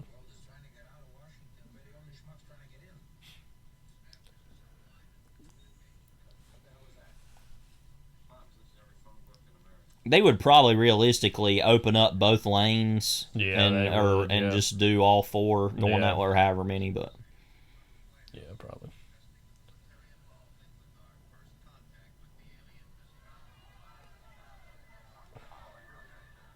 people protesting, ain't that the dumbest thing you've Literally ever seen? Spend your final moments like, protesting let's go what? protest. What are you protesting the government for? Like. Yeah.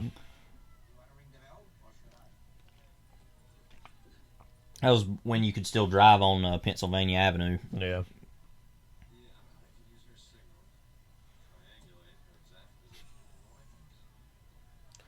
There's a lot of people have talked about this. Like some of the technology in this movie that he has access to is way and also ahead of he's sitting right in front of the White House, and they're going to let him put something on his roof that's pointed at the White House. Like, I don't think so.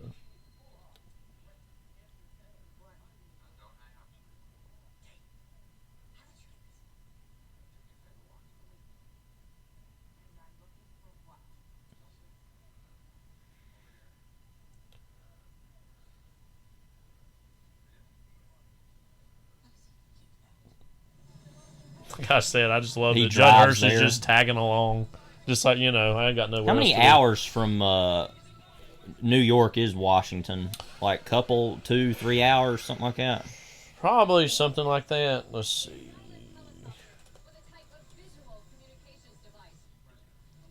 I think Philadelphia is basically the midway point. I think I've heard between New York and D.C.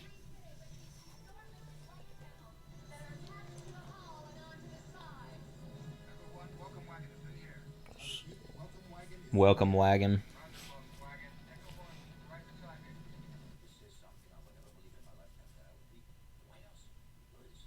Look at this. Wearing like sneakers too. Little meal. Like I said, it's deeply hilarious to me. He's just kind of, oh wow, this is cool in the midst of everything else.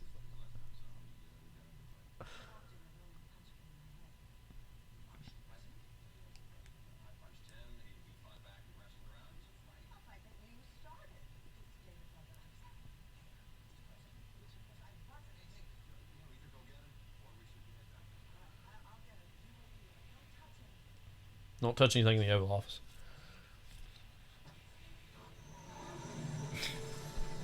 Well, they're like, let's go communicate with it. According to this, it says by car it's 4 hours. Oh, that's longer than I would have thought. Yeah. Probably all They the got, like, by city buses and roads, it would trains, take a long too. time.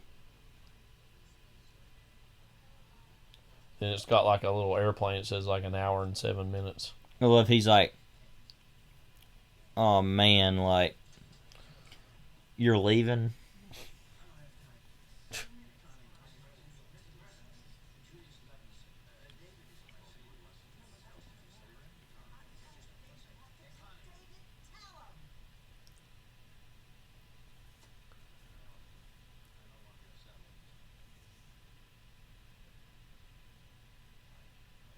All right.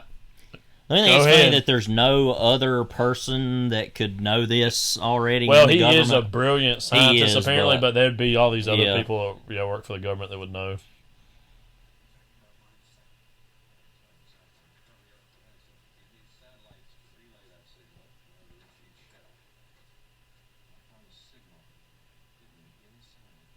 Then later on, a lot of people laugh at the fact that he's able to hack the alien's mainframe with his like MacBook, I think it is, basically.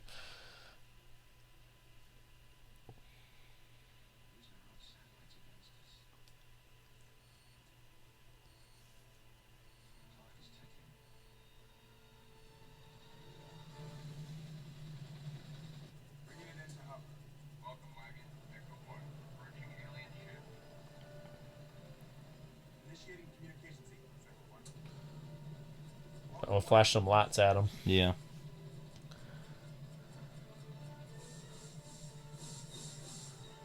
And they're probably just sitting there like, what the hell is that? What are they doing? Eradicating, like.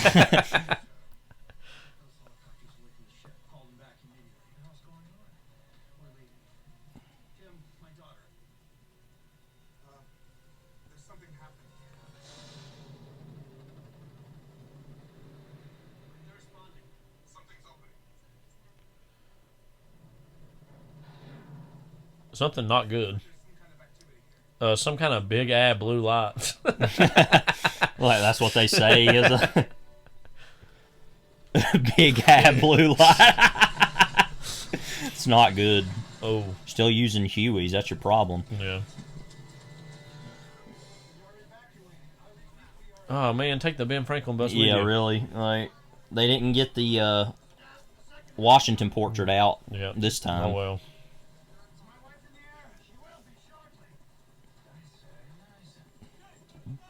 They left the car. Who are you gonna call? Like, you know? You were literally alone in your house with a shotgun like not that long ago. Call Harvey Firestein. Call Roman Reigns. yeah. Find Bond. He calls Paul Heyman. As we were joking in License to Kill, it was like, find Bond. Oh, now, yeah, Bond says about that, him saying find Bond, like trying to confuse him or something. Like,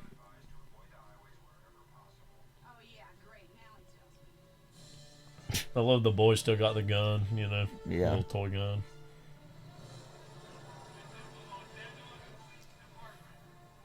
Stop being idiots. Yeah. Too late.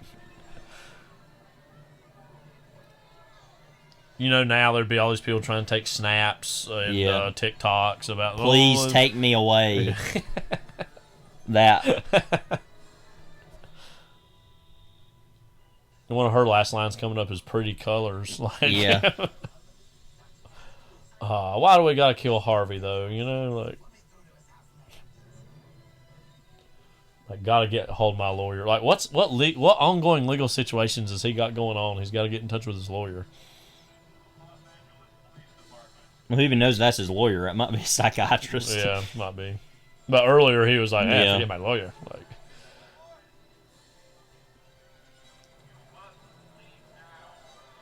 no. She looked like she was in a Smashing Pumpkins music video or something for a second. Love is suicide. The world is a vampire. oh, cool. At least it would be a quick death, I guess. Yeah.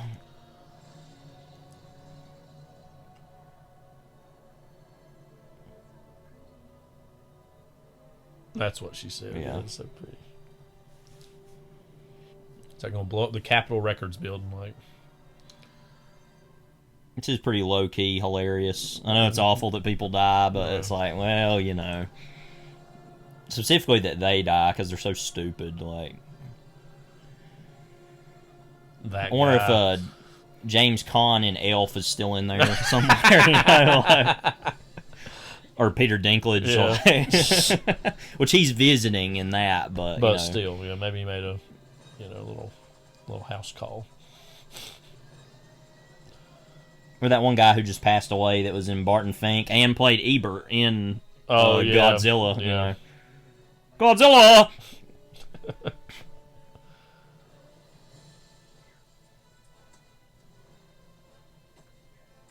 That was a random way he handed her that here, and it like held on him for a long time, longer than it should have. Like, oh,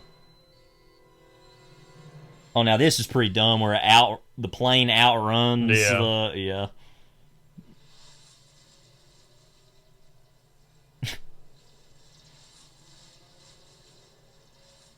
What are they gonna say? Oh, that's what they say. That's their message. Pretty direct. Yeah. I think everybody can. That's kind of one that transcends language, you know. I wonder how Godard would have responded to all this, you know, in Paris or wherever he would have been. Probably would have held up a sign or something like, "Wow, that guy."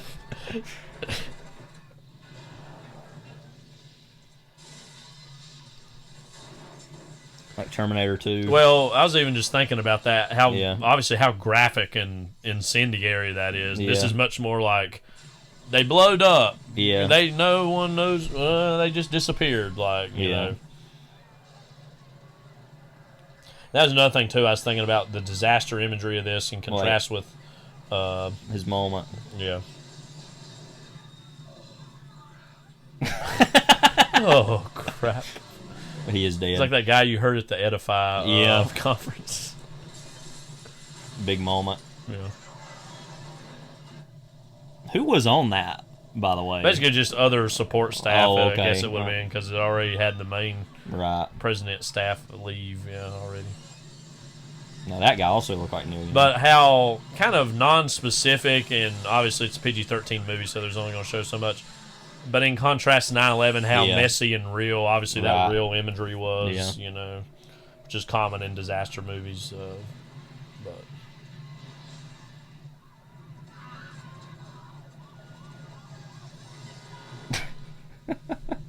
Somebody, they blew up Congress. As the grandma on Mars Attack said.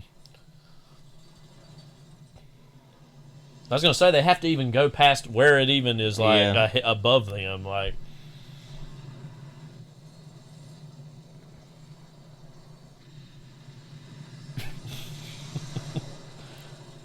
Happen to get out.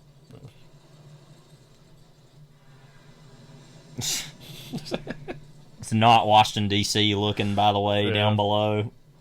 That's like the valley or something like.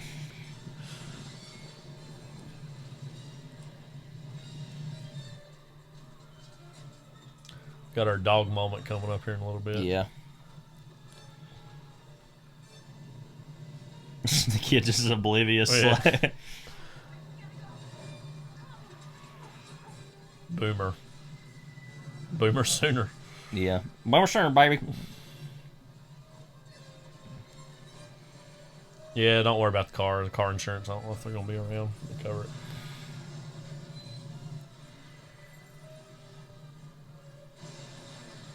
It's not good. No. Don't worry, it's still coming at you. Like, just keep running. Don't worry, it'll catch up. It'll catch up soon. Classic maintenance closet. You see that a lot and stuff like. Yeah. Motorcycle. The jump. This is so dumb. The jump. By the way, they would have been blasted. It would have went right in and blasted them. Like, anyway, that's July 2nd for you. July 3rd, the day this episode's coming out. So there's New York City's obviously destroyed.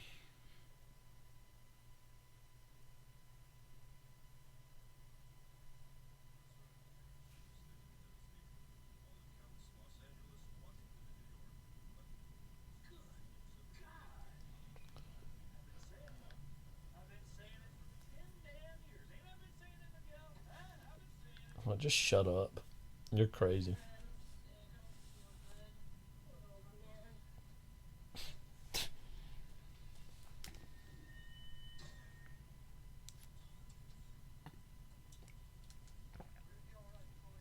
Single dad problems, you know? Yeah. I think there's a reason for that. I'm surprised anyone even saw him in the first place. Look at all that. He does remind me of our neighbor. I just now thought of that. Yeah. Like, man, why are you acting like that?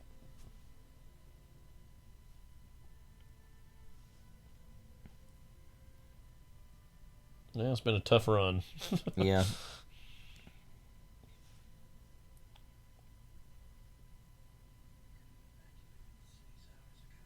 Yeah. Whoops. That's going to be an L in your presidential library, buddy. Really? Because that was never clear to me as a citizen, you know? Like, it's not simple anymore. You mean yesterday? What day is it? 3rd. No, I know. Yeah. Anyways, when you're done pouting.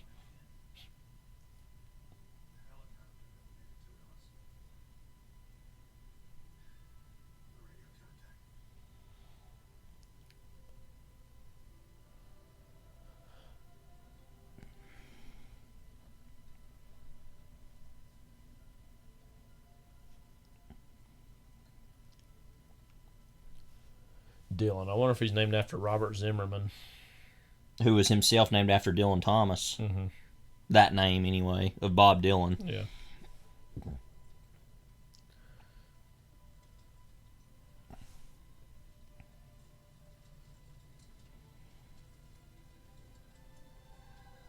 Also makes it seem like there's no, quote, fallout like there would be with nuclear weapons or anything. It's just this clean vaporization. Yeah.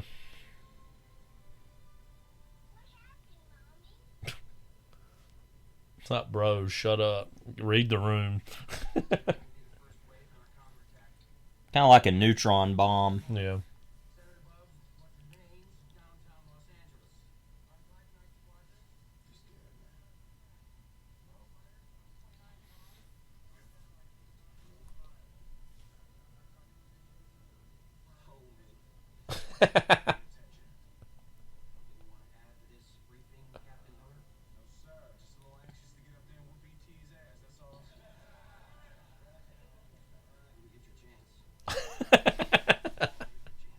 You're all gonna die. Like, what? And so, like, He was in the middle of saying something kind of important. Yeah, not interrupted anyway, dismiss, whatever. Go get in the plane, shoot stuff, shoot the people. That's what it comes down to anyways.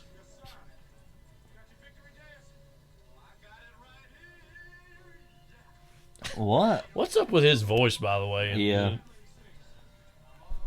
It's like he's trying to sound black, like...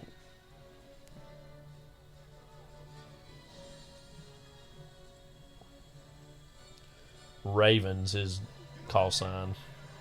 Eagle.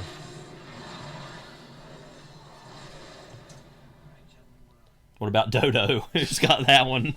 Is that Randy Quaid's old call sign? Dodo.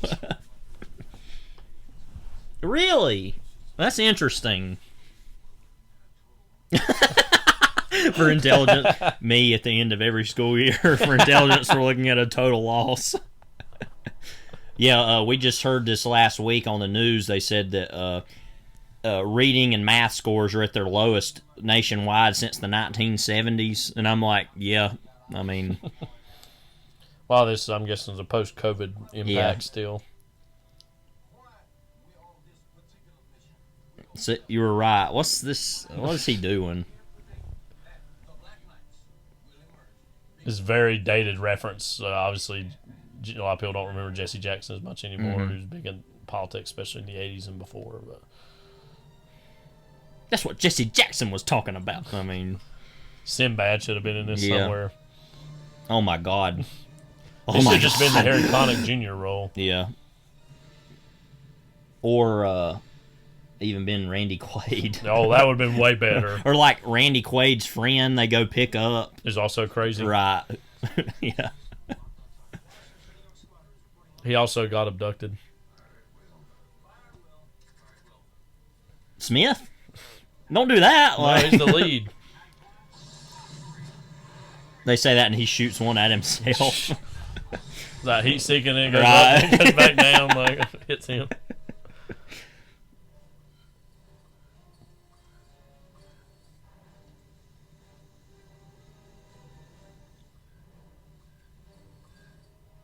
What's gonna happen? Nothing. Force field. Yeah.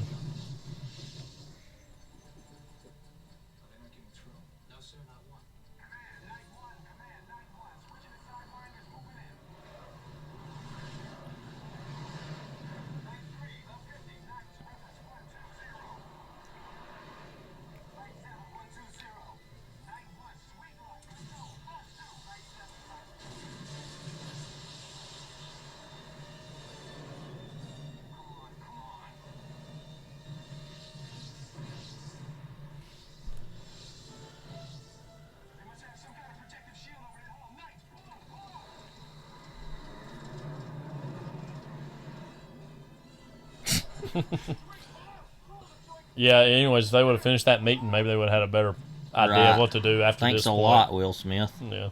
Well, really, wasn't even he was paying attention. Yeah. It was Dodo. I was the one interrupting. So many of them.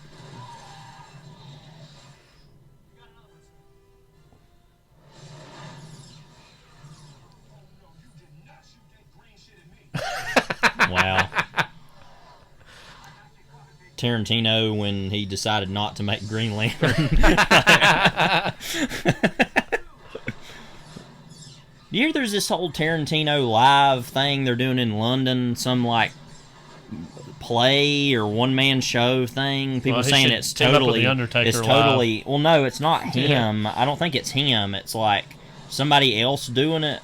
Did he write it or have anything to do I don't with it, think so. I think it's just stuff inspired by his movies and people saying it's god-awful, supposedly. Sounds dumb. I don't know. I tried looking into it some more and it wasn't making any sense. Like,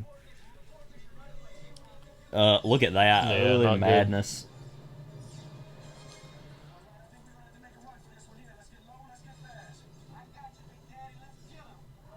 Let's get one of them. It's like, you know, like...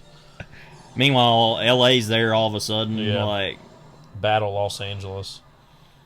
Did you ever see that? No, it was basically District 9 again. Yeah. Like, It was. I remember thinking it was okay. Just fairly quick and disposable. part of the let's make Aaron Eckhart a movie star moment. One of these boom, boom, boom, like pew, pew, pew, like pew, pew, pew, pew. Anyway, pew, pew, pew. Doesn't he die here, Harry Connick Jr.? Yeah. I felt like he was in more of the movie than he was. It's gonna be like white on rice. That's one of the oldest, most tired cliche phrases ever.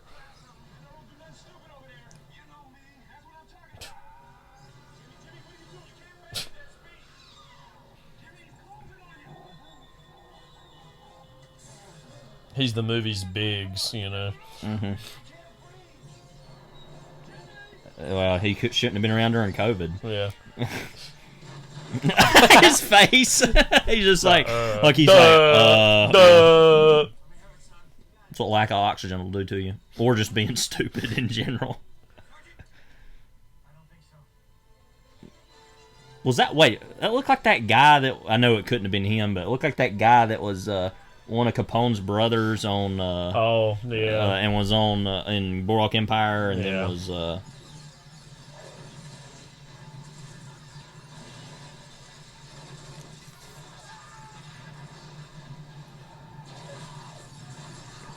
And was on Plot Against America. Yeah.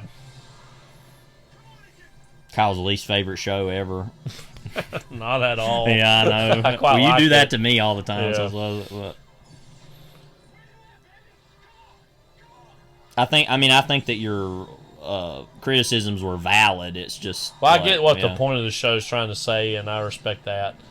But I think it grossly underestimates how popular FDR was. Yeah. But also, I think the whole point is to, remark upon how right-wing America was actually just at the to time. clarify, in the show, it's like an alternate history of what if FDR lost to Charles Lindbergh in 1940. And obviously, Lindbergh had a lot of pro-Nazi sympathies. Yeah.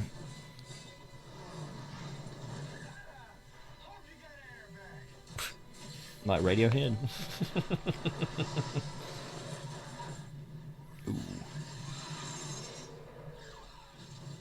What if the shield just cut through the mountain? It was just like, yeah.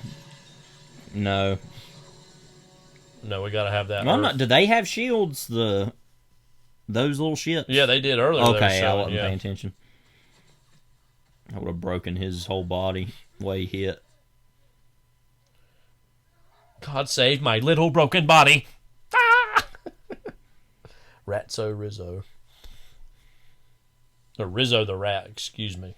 Ratso Rizzo was in Midnight Cowboy, which that's a referencing. Yeah. Love how that's a character. Yeah. The parachute. This reminds me of a student of mine. Yeah. I'll be right back. Sounds like the phone's ringing. Yeah. It's a shame to miss this scene. The welcome to Earth moment. Yeah. Where you at?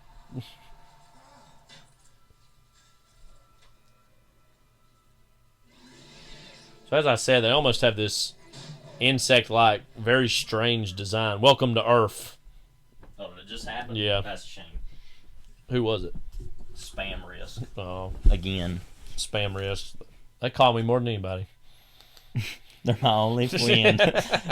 That's what I call close encounter. Like, okay. There's somebody leads a deeply sad life out there and actually will literally talk to anybody who calls, even spam risk calls. And then they literally bore the person on the other end so much that even they don't call anymore. They pass the number around and say, do not call this person, like to other spam risks. The spam risk cavalcade. The underground spam risk community.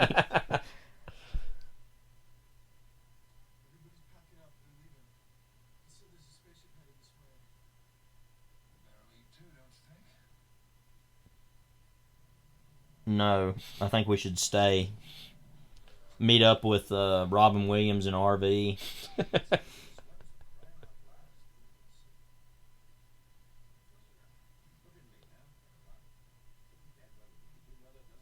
Okay, well that's you, not me. It's like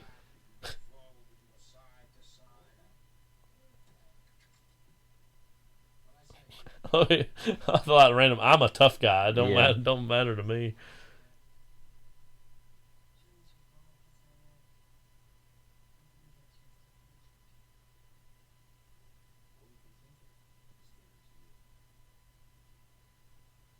You know what the funny thing is that she would have listened on the phone a little bit longer. Maybe more people would be alive when he first called. So it's all her fault. Yes.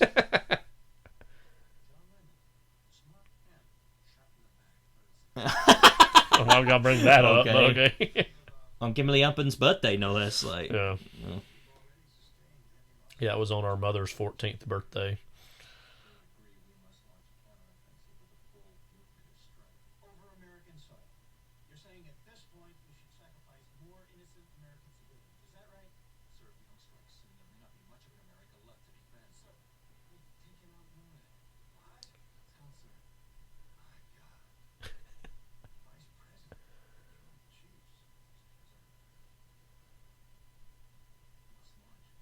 We must launch. I love he becomes the new advisor, yeah. basically national security advisor, ad hoc.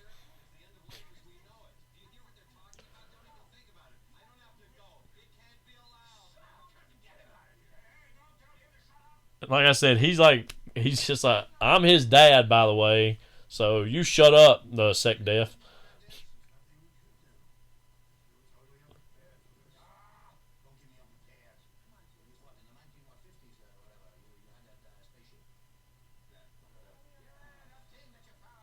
It was actually 1947.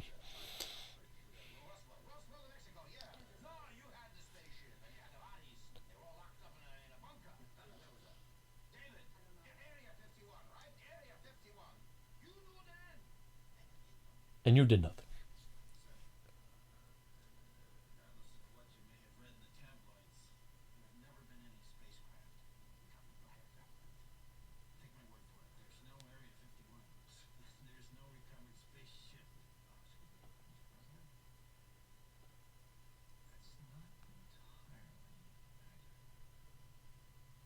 You what? Robert Loggia, like... I love that, by the way, that, Judd Hirsch blew the whole lid off this just by saying that, like... And he didn't even think to bring that up earlier. Yeah. Like, the sec def. Robert Loggia, like, what? Well, I know NORAD is built to withstand a direct hit by a nuclear missile, but this is obviously clearly something greater than that.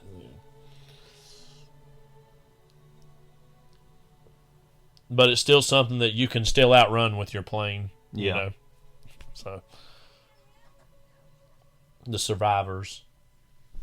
We are but one tribe now.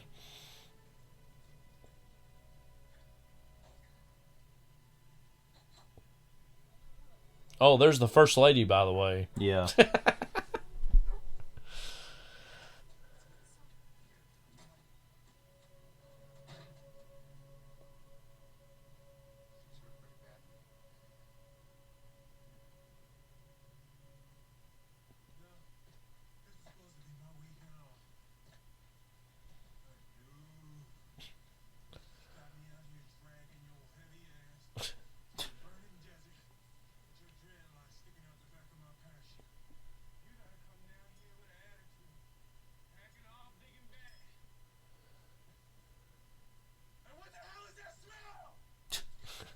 Did you defecate when you died? Like,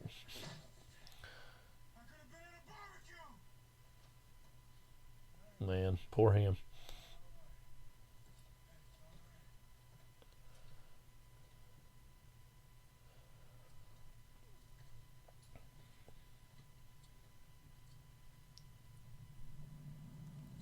The RV Mafia, like, yeah.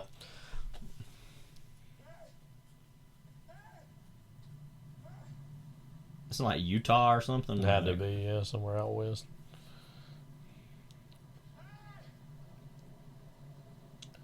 Don't they literally repeat this in Resurgence with the school bus stuff? Yeah, basically, yeah. Oh, and they just happen to be leading it. Yeah.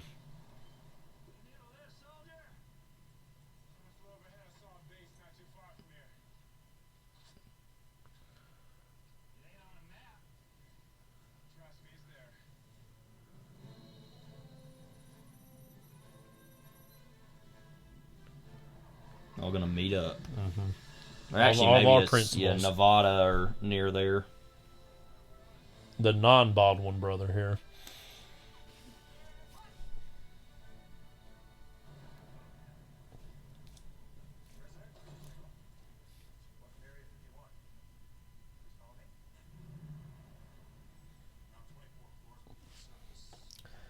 I know a lot was said when Bill Clinton was running for the presidency. Here and there, he didn't make this a huge campaign this year. He's like, yeah, I'll declassify all the Area 51 stuff, and I'll become president.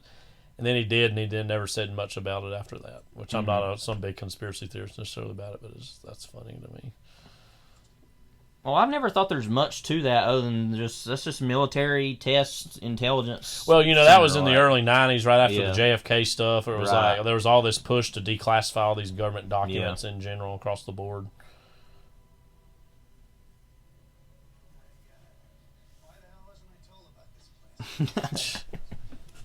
Iconic late 90s, early 2000s soundbite that was in the Fox DVD video ads, specifically on the X-Men VHS, I remember.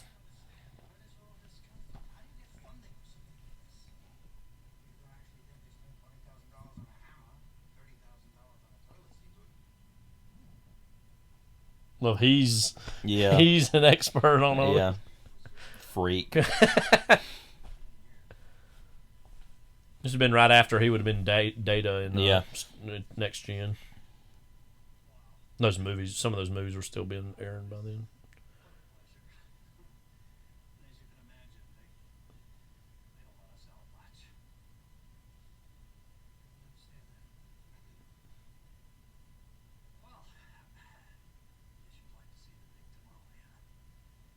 What?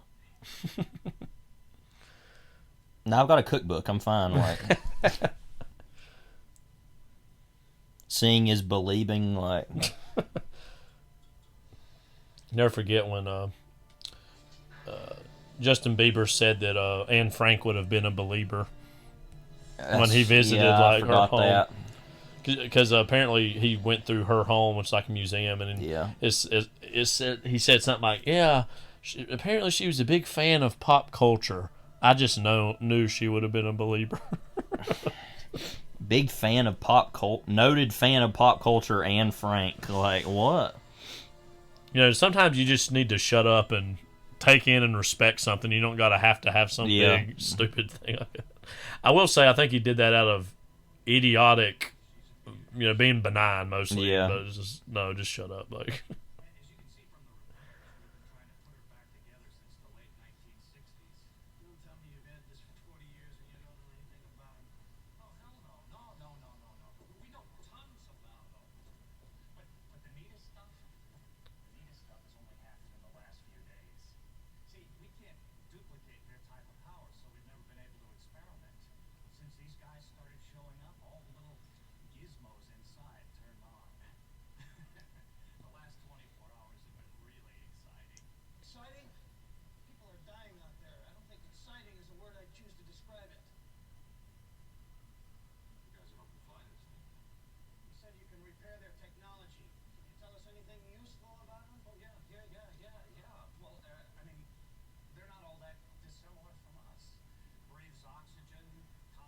Well, that's convenient. Yeah.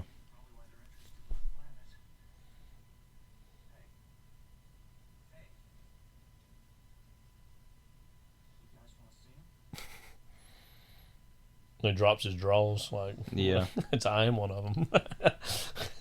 You ain't got the balls. So it's like, well, how dumb and useless it was. They brought him back in the sequel, like, Brent Spiner, like, freak scientist. I just always assumed the freak show. I just always assumed he didn't make it out of this one, but basically implies he's dead, but it's like not exact. It doesn't exactly say that, so that's all you need. Almost got these mushroom-looking heads, like something Mario would jump on. Just get all your Italian plumbers out here. Get to work.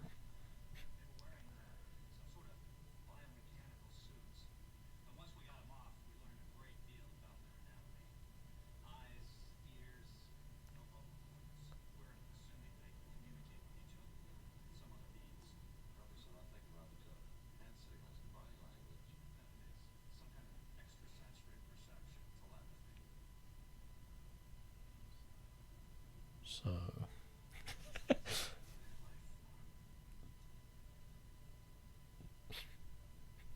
I just want to reiterate, Judd Hirsch has no national security clearance whatsoever. Yeah. And Jeff Goldblum wouldn't either.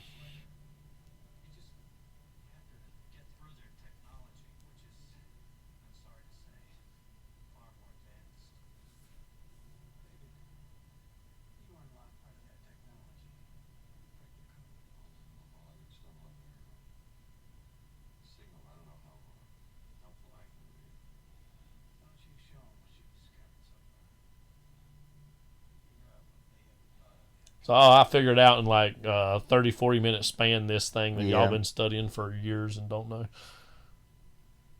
But I went to MIT.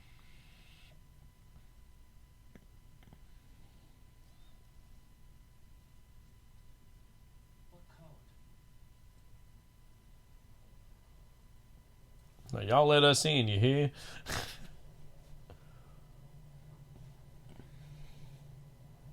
Oh, what the hell? Like, y'all ain't coming in here.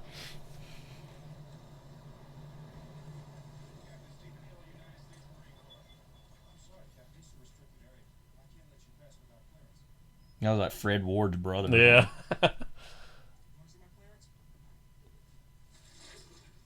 You want to see my clearance?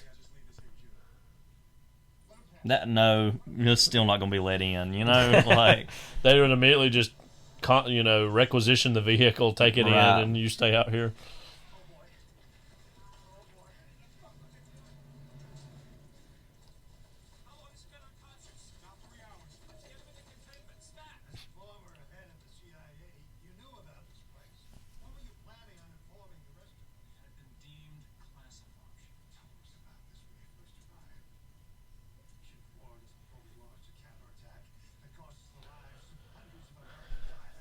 So there'll be a congressional committee hearing about this one day.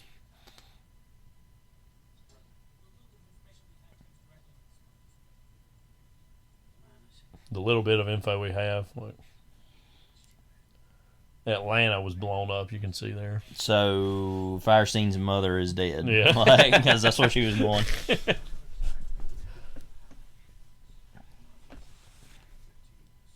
Like, where was she at? Like Myrtle Beach? Like, yeah, it's like, I don't know. Maybe Florida. I don't know. Miami.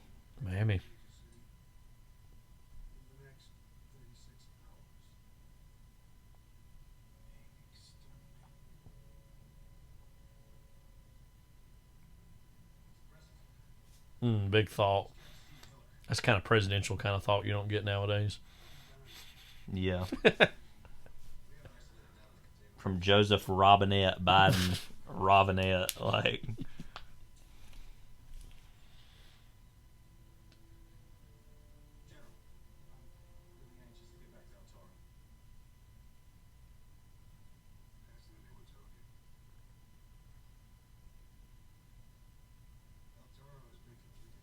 Completely. Yeah, like no quarter was left. Like, not even a penny or a nickel. Yay. Or nay, a dime.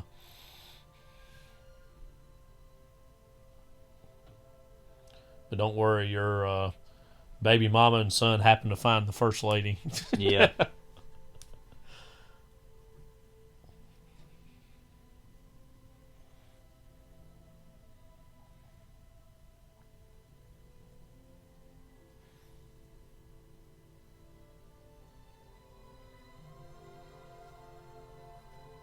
Not a good look.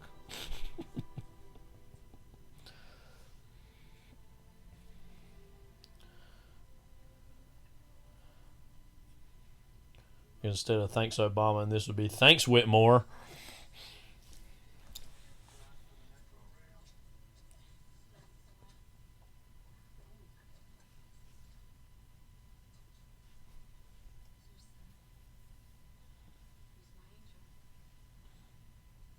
I said son, not angel.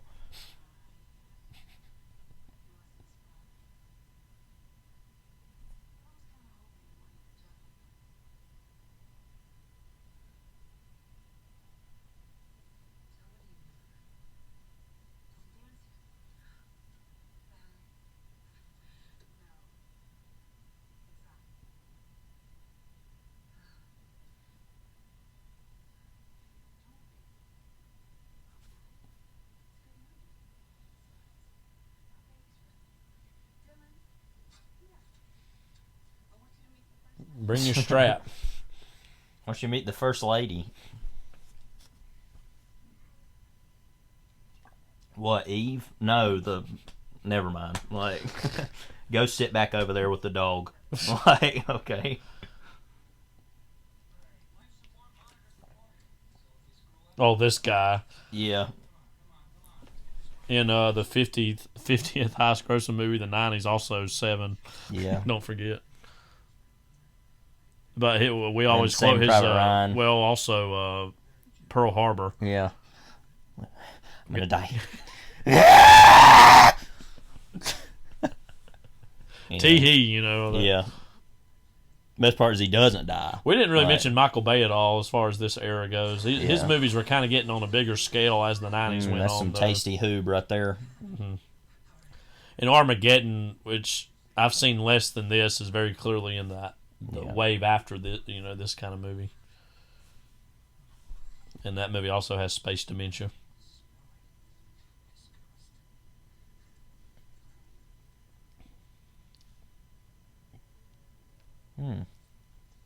Convenient.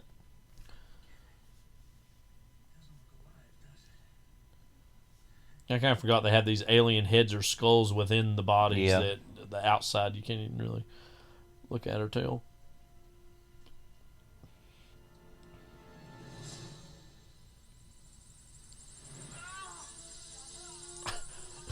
Love it's like they key into him like he's the freak of the bunch, like take him for a wicked ride. This scene always freaked me out. Yeah, as a it is kid. intense for a kid. I mean,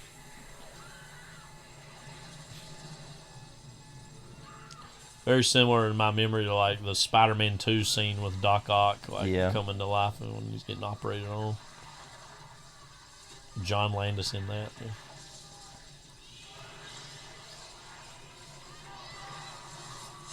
Wow. Hold on.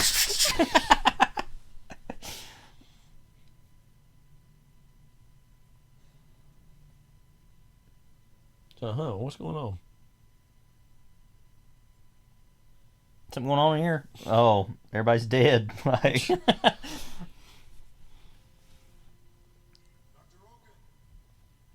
kind of name is that? Oaken.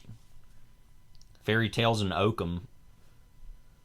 And then Brackish was his first name. Come here, Brackish. Brackish Oaken. Yeah. No way.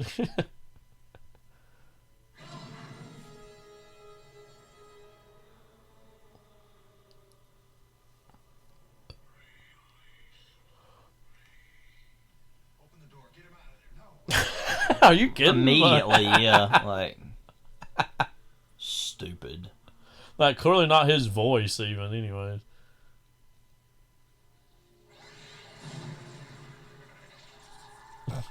What a weird looking design.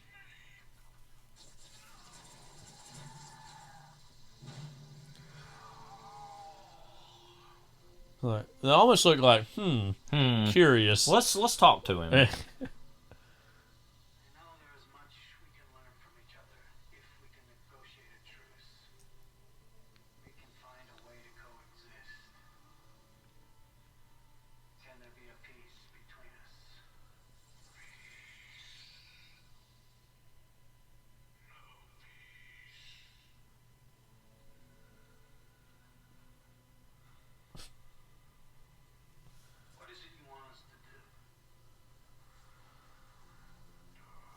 Oh, well, okay. Well, no ambiguity on that, then. Huh.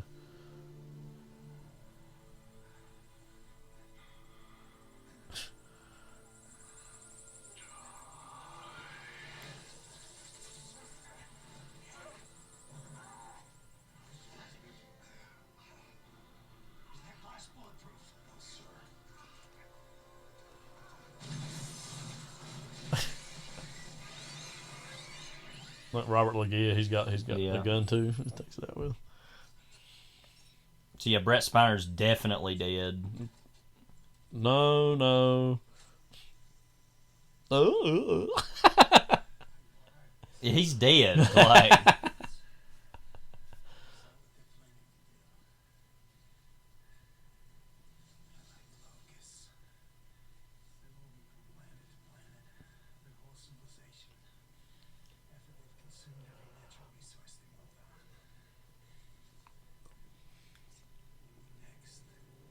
Like human beings.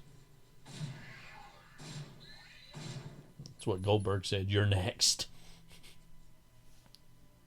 My favorite was when he said, Dolph Ziggler, you're next.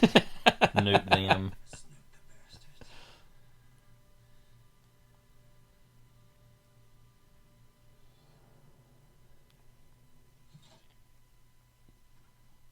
That his professional opinion.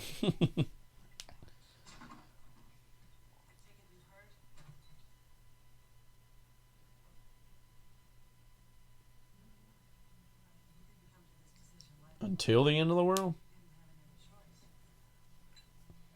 I wonder what Vim would have thought of this. Friend of the pod, Vim Vendors.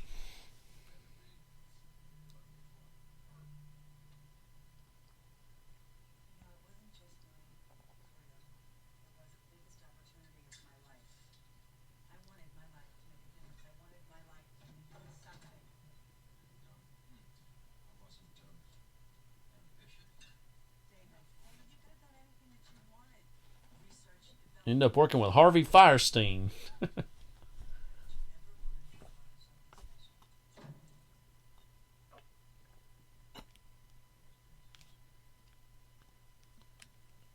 Ooh.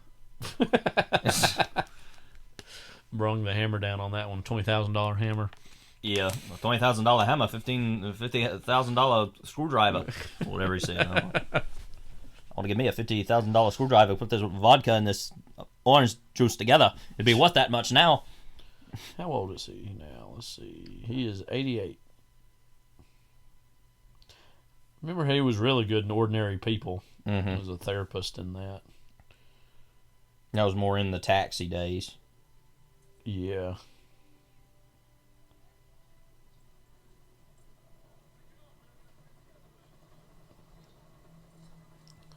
And he's also twice divorced. That's what happens. Yeah.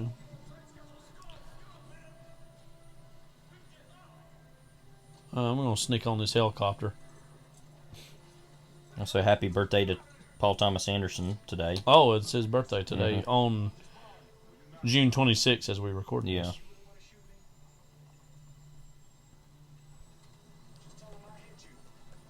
It got officially announced, not what the project is, but a few days ago that his next movie is going to be with Warner Brothers, I know.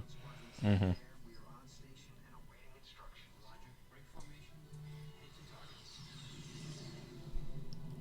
Yeah, it says he's 53 today.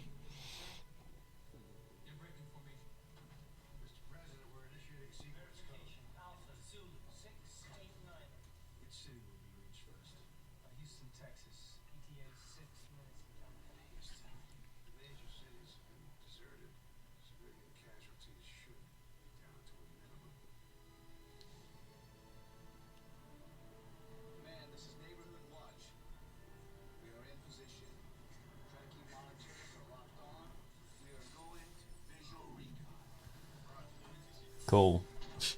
Yeah, do your thing. It's a nuclear weapon thing.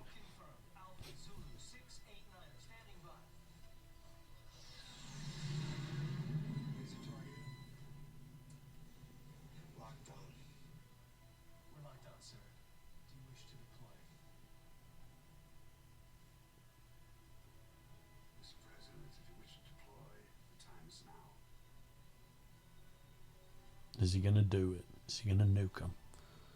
Is he gonna nuke him? Deploy.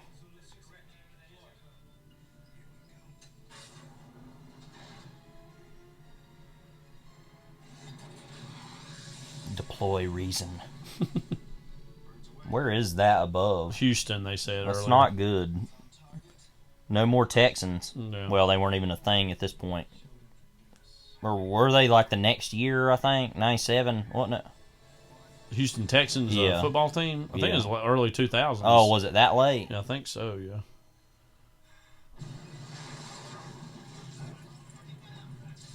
They might not even... there's a chance they could have even still been the Oilers there.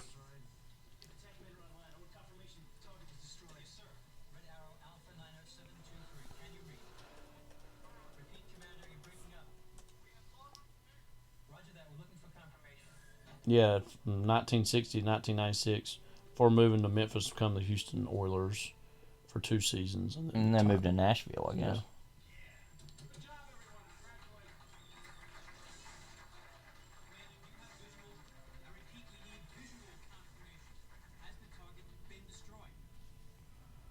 Nope.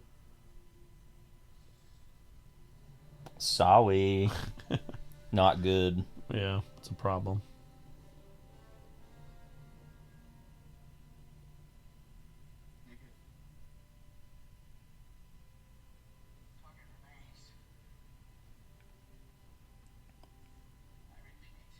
At this point, you can kind of just shrug and say, well, okay.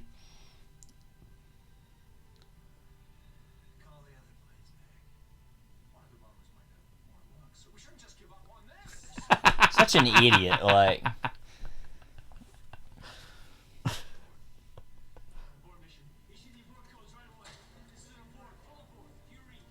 Do you read? Yes, sometimes. I try Whenever to. I can. I try to pretty often. So you read the latest Robert Ludlum, Tom Clancy? Man, that stuff's the bomb. Okay. It's 3 bean salad's the bomb, though.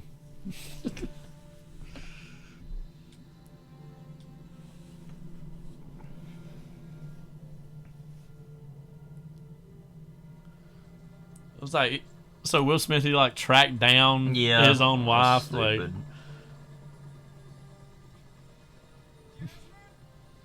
And they're just gonna let him take a helicopter. Yeah. Well, if you bring the first lady back, I guess that helps. Well, I don't know that. Yeah. Well, yeah, but I mean, when he brings it, when they're back.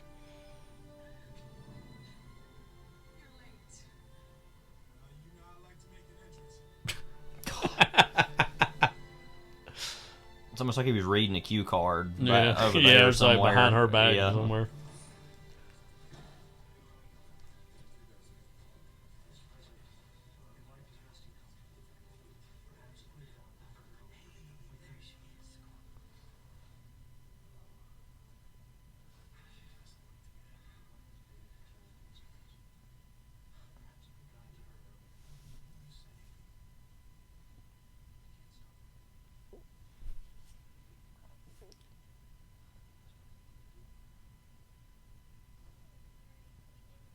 She lives though, don't she? I can't remember. I don't know.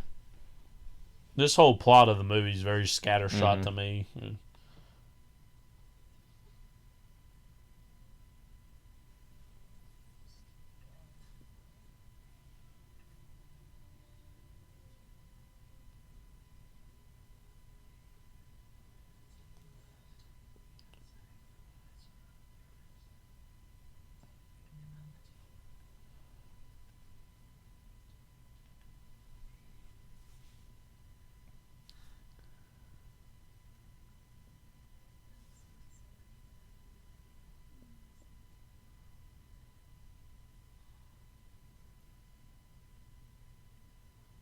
A tough stretch in the 90s of Bill Pullman having either dead or dying wives for this and Casper. And then not being able to be in, and then in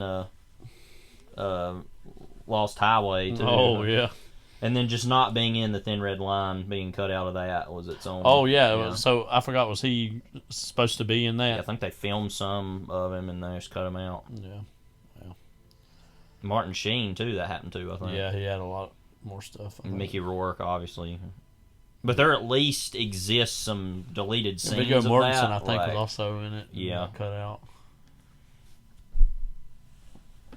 They resurrected Albert Einstein. He was in it, but they cut him out, you know.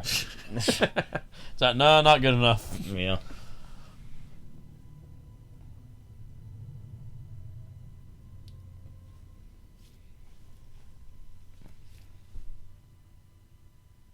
The school bus just drove through our neighborhood. Like, what? Summer school time. Summer school era.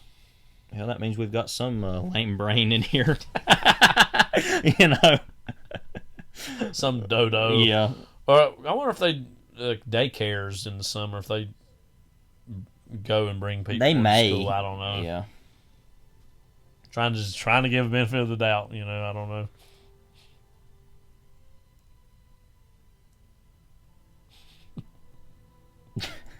Some sucking idiots. Some chia pet putts. All right, here we go. The day itself, July 4th.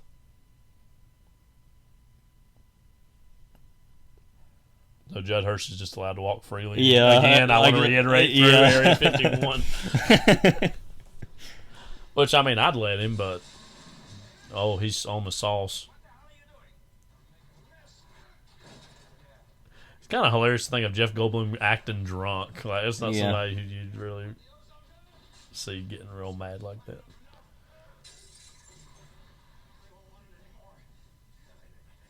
Wait. David!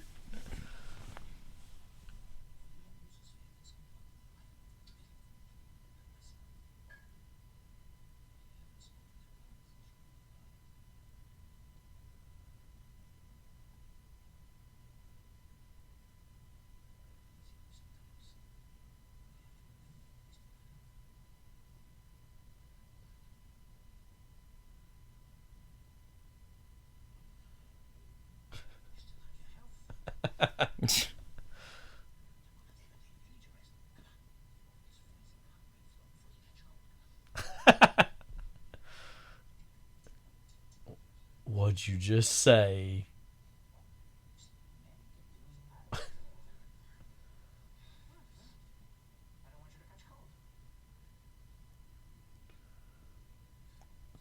Cold. Give him a brain freeze. Wake up. We got a situation going on, buddy. This guy's been in a lot of commercials and stuff. I can't think of his name. I don't know it, but...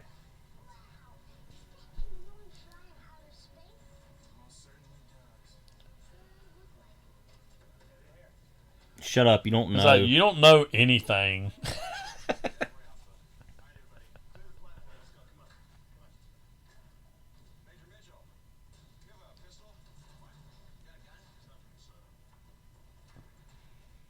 He shoots everybody. Like,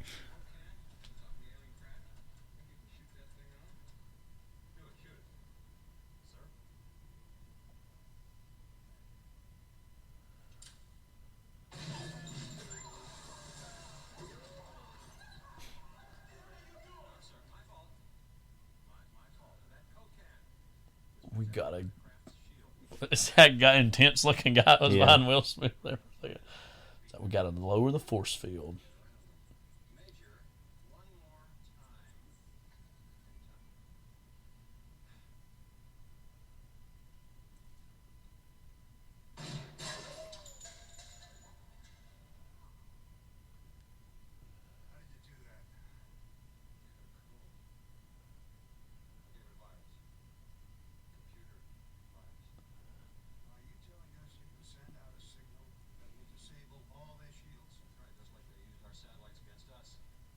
that will disable Brooke Shields. But who would want to do that, you know? So, but we could if we need to. It's on the table. That's all I'm saying.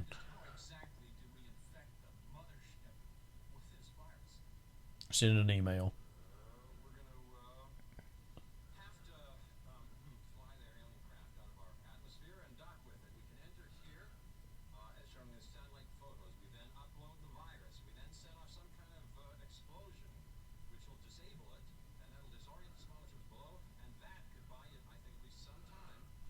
It's a... Who knows, Lucas might have ripped off some of this for the climax of episode 1.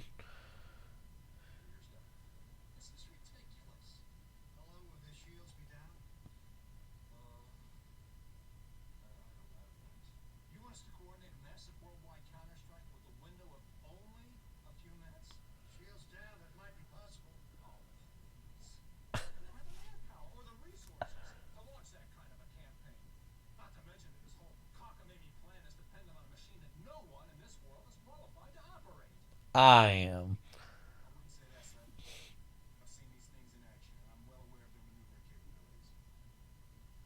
He looked at his his rank. Yeah.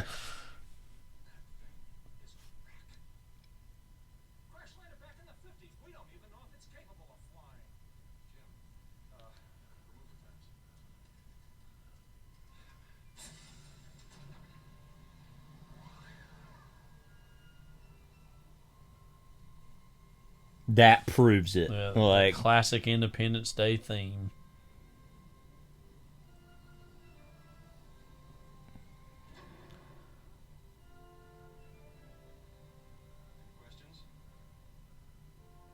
So, I've been outmaneuvered.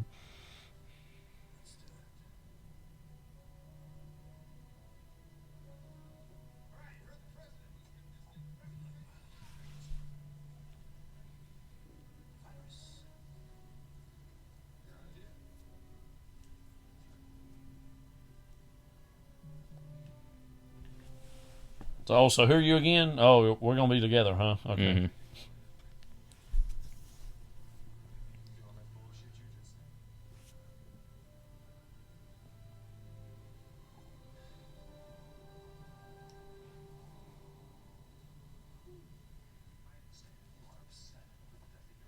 Oh, she did die. Yeah. Okay.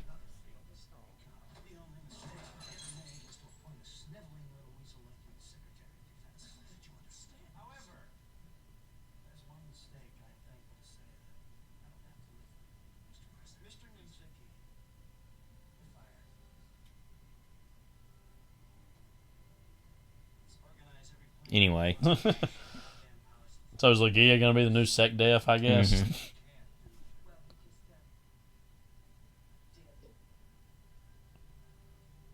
I think Judd Hirsch should have had one last Yeah. little like, in your face, you idiot!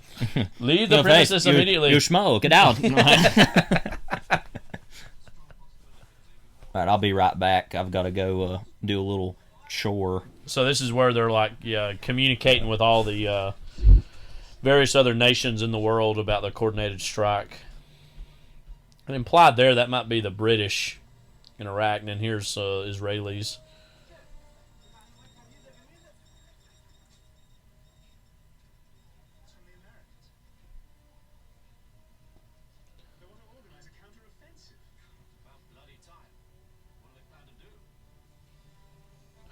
Very 90s foreign policy here, showing that America is leading the way, the new world order to fight the aliens, and that everybody, all the other nations in the world, are just sitting on their on pins and needles on their hands, waiting. We got the Japanese involved now.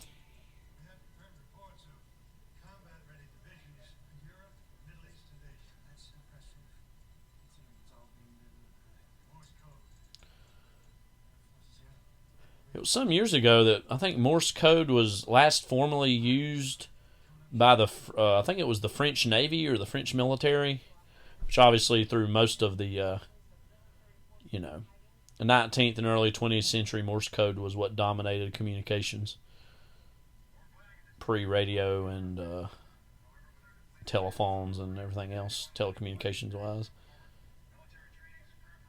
Oh, does anybody know how to fly a plane or do anything? This is where Randy Quaid gets to step up. I'm a pilot. I'm on the sauce, but I'm all good. Don't worry.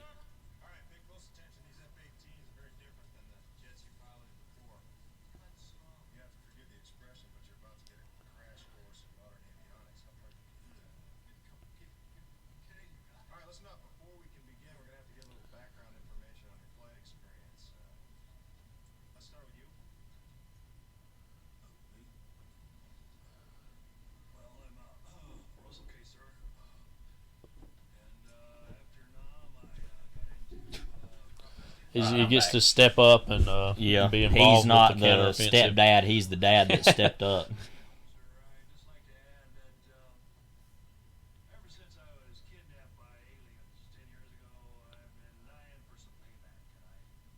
They can't all roll their eyes at him now as much as they used to, because I mean, there's obviously proof of alien life now.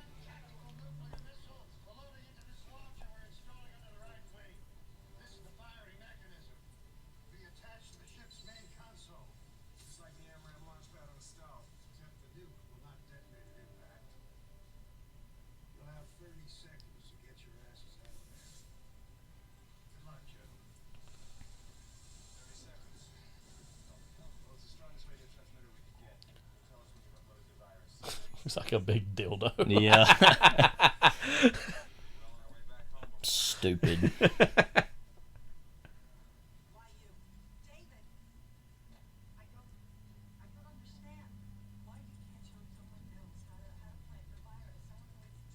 I'm one of the leads in the movie.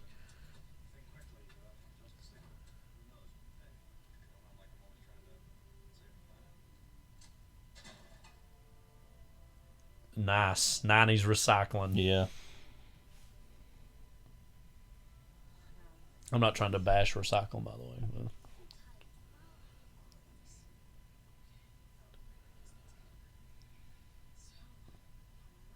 Let me get the shotgun wedding in here real quick.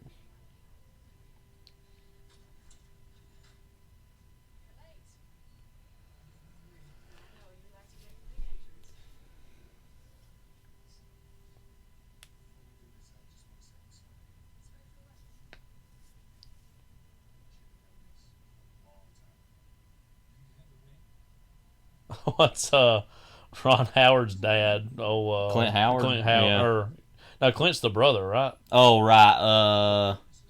Oh, gosh. Something with a R. Rufus? I don't know. We'll see. Rance Howard. Rance, yeah. Remember him and Joe Dirt? No, I don't Yeah. think so. Yeah, I remember him in that. He's the one who like knocks what he thinks is a nuke or a missile, and he knocks off, and it's a septic tank, and it starts spewing crap on him. Yeah. And then David Spade's like, I got the poo on me, and then washed himself off. Ooh, double marriage moment? Question mark.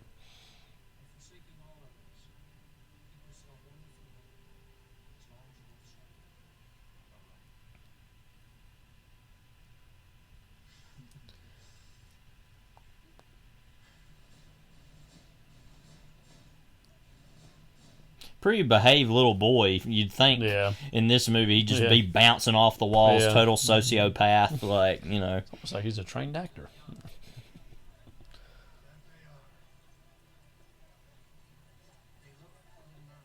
I wonder what the editorials are saying about the president right now after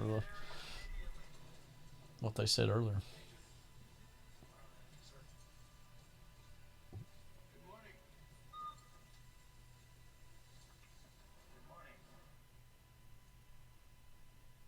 Will this technically be July 5th now?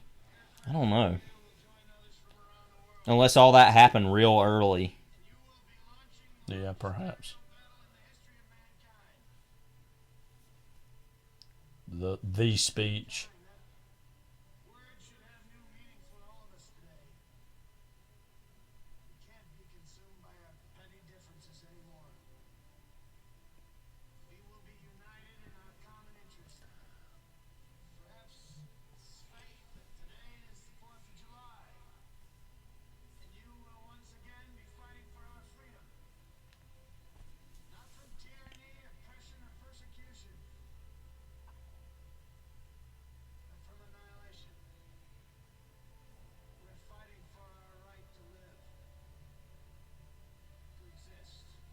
That guy. Yeah, it's his moment. Yeah.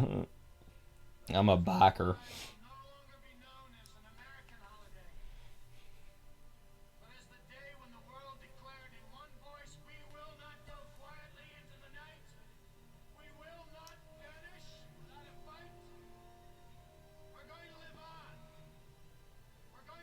It's still in quotes. Yeah. Now it's not. Yeah.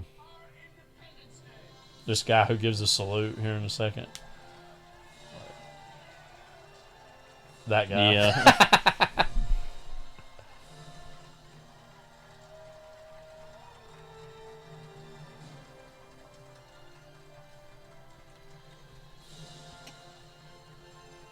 A speech that inspired a generation.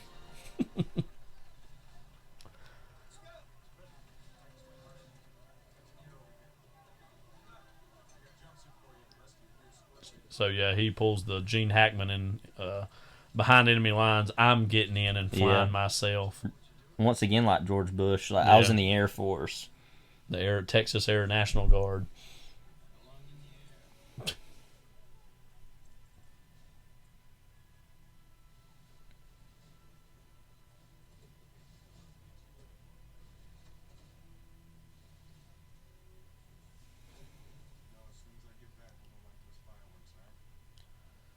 don't think you'll need to light any fireworks. Yeah. It's going to be pretty big. Reebok, by the way. Mm-hmm.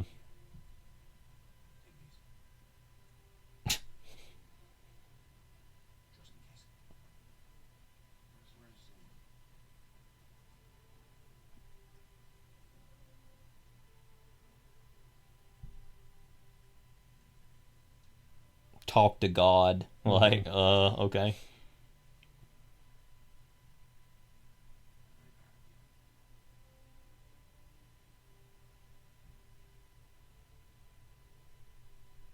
I thought he was going to salute him. I was like, oh my God. Like, well, here we are again. Like, so now I leave you.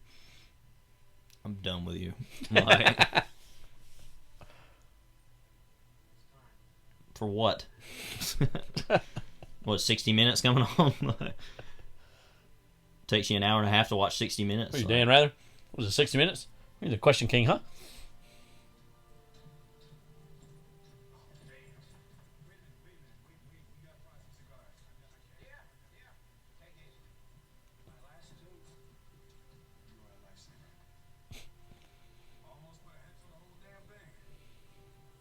Anyway. Yeah, I just have 2 cigars, just, you know. Mm-hmm. This is what he does. Yeah. He's a soul skater.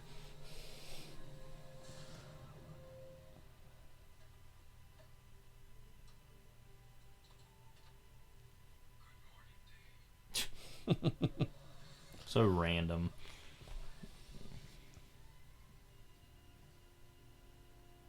Gonna make my kids proud.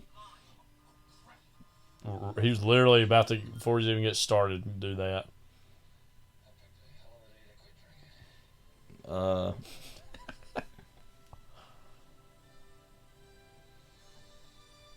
So, like, to the side, Yeah. like, you know, like. It's like, we're not as important as the other people, but we're still here.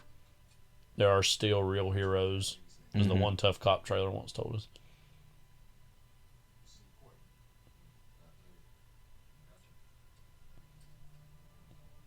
Or victory dance. What, smoking a cigar is a dance?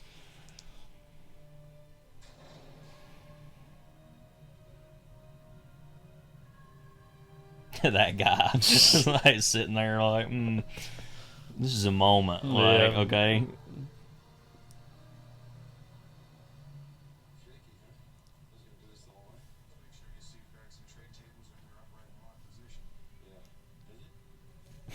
Yeah, but for real though, like, is it gonna do that? But is it gonna? Oh, well. Oh, cool.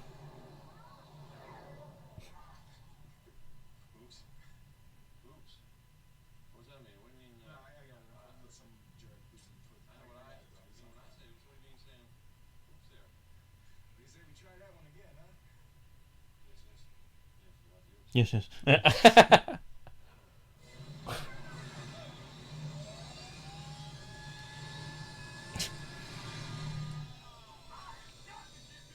The big moment.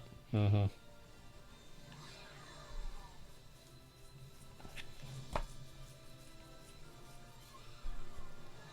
Little Sam.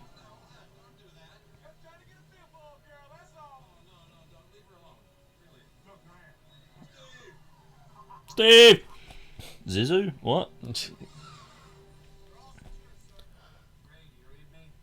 Be still, Cody. Be still, Cody.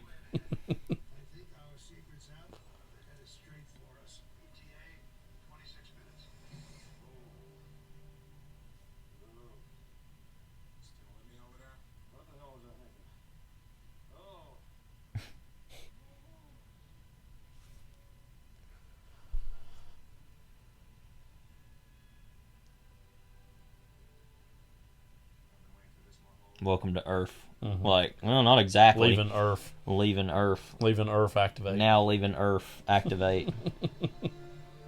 Just sitting there. Like a mothership would.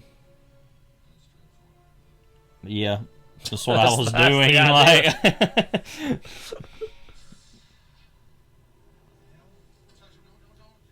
don't.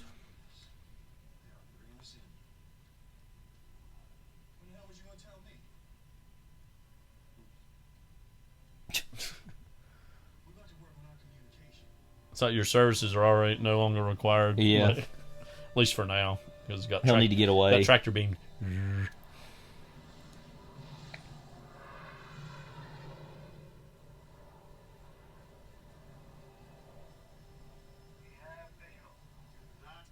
It's legitimately insane that the president of the United States is literally flying a plane that's going to be attacking. Oh well, you know. Yeah, well. Yeah. Area 51 on the map, like.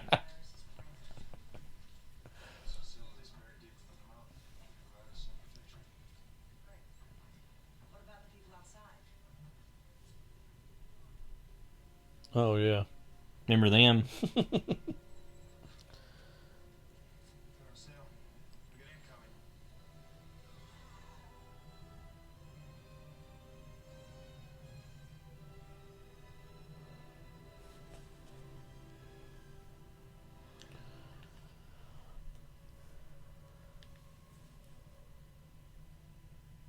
Always got those little exhaust ports, you know. Mm-hmm.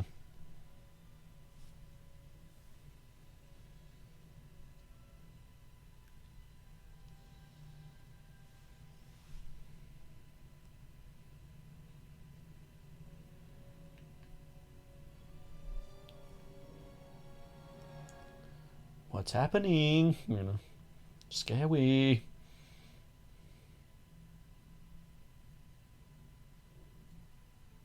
Don't mind us.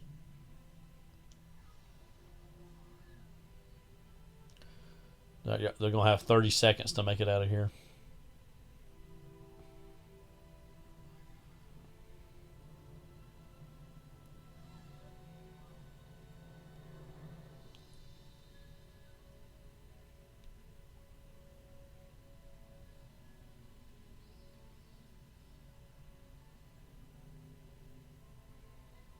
The heck even is that? It's got like pillars, it looks like.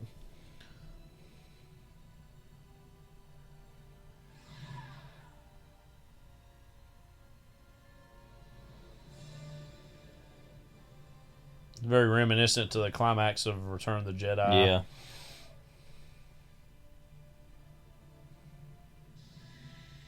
I'll blow up the peoples. Mm-hmm.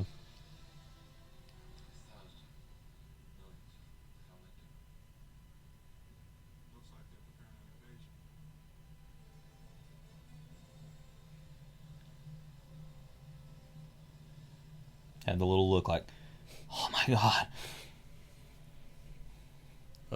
Don't mind us. It's coming to chillax.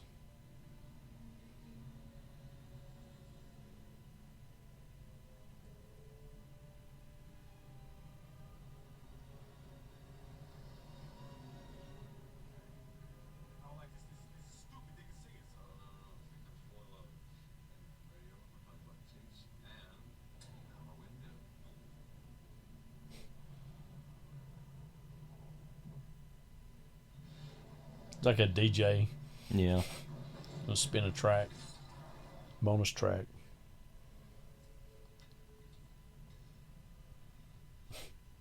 Negotiating. Mm-hmm. Like, do you want to let me do that? And it's like, okay.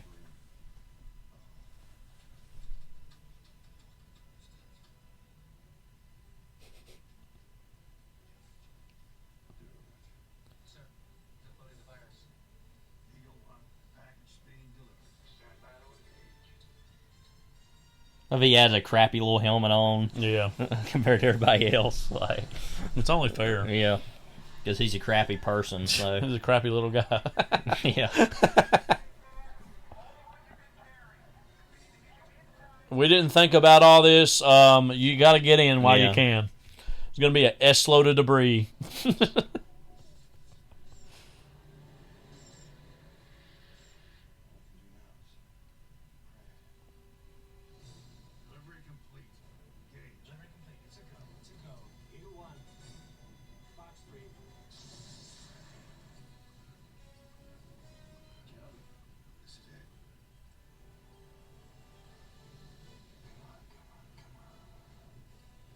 You had to be the one to shoot it, too. Yeah.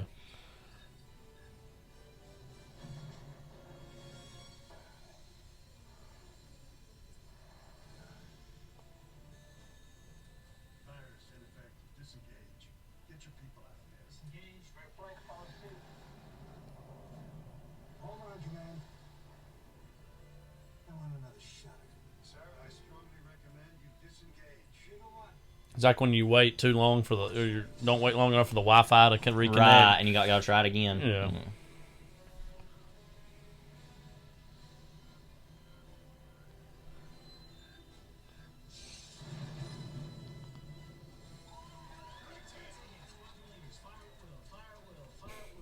Again, he's just walking through the command center like, oh yeah, my dad's up there. He's crazy as hell.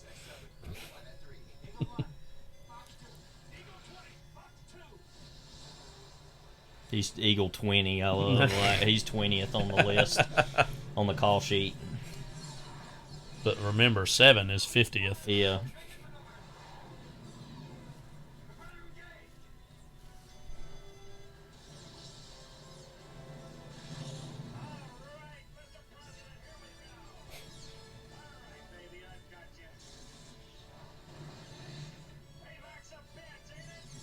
And they're that like, probably one had nothing to do with you, right. but okay. But spiritually it did. Don't mind us. We're heading out.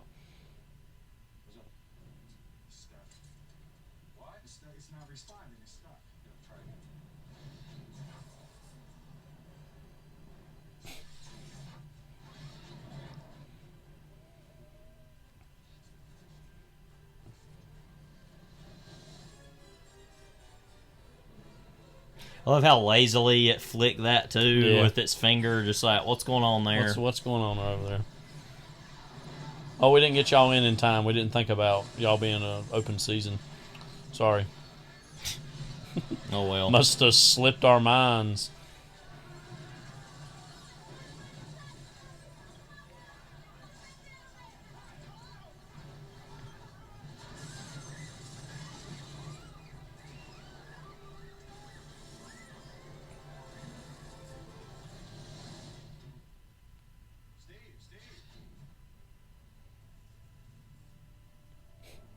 Now, why you no go? Who's in there?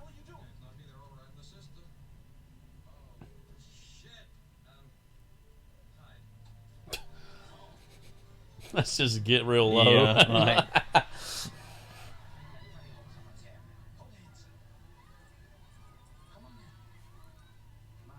right. So even you will be absolved.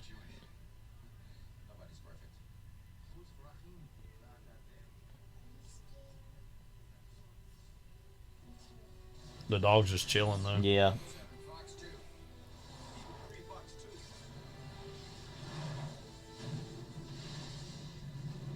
Sort of working, but it's so big, it's like, dang.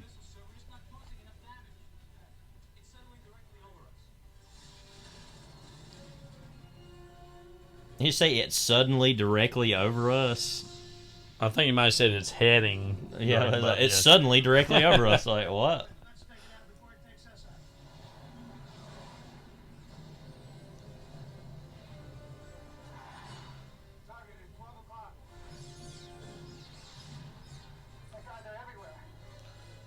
It's like, no, sir, it's 8:03. Yeah.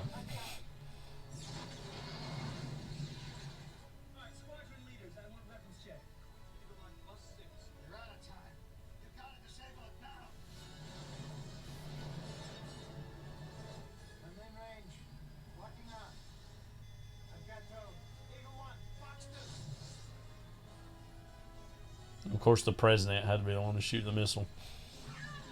I know, like they're directly over them. It's like kind of not good to blow that up directly above it either. Yeah.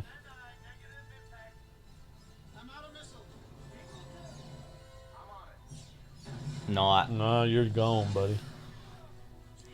Our boy, RQ. My name is not Quaid.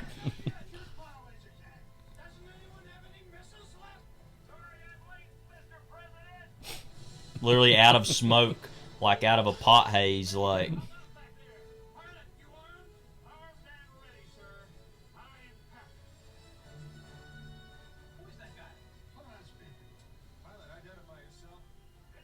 It's me. The nut job. Yeah. The mayor of the neighborhood.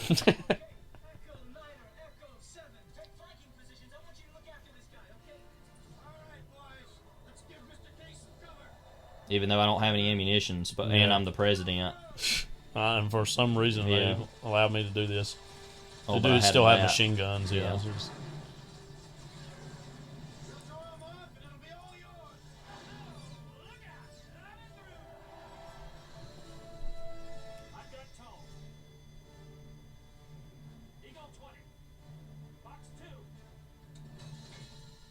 Not good.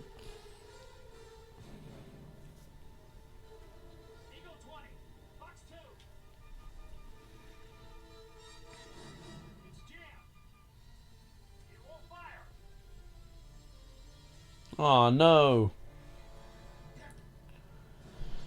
Like you're gonna have to do the sacrifice fly, buddy. That's what it's all about. Do me a favor. Tell my children I love them very much. All right, you alien asshole. Wow.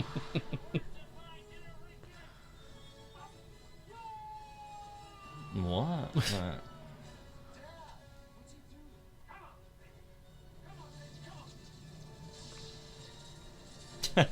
Nice. Yeah. It's all yours. Like. Good luck, buddy.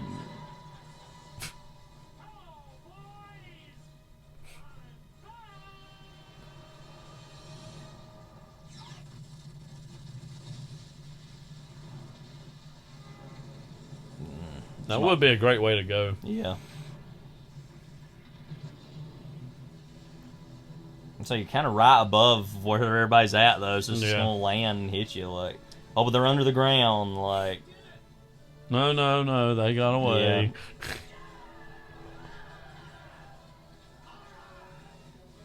What you love, by the way, it's like they took out one by just utter self-sacrifice. Yeah. That's literally all they could do, like.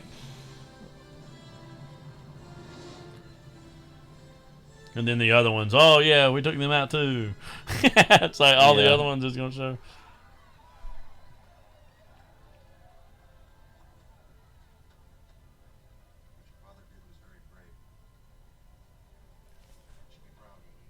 It's what you should have done. He did what you couldn't do. That's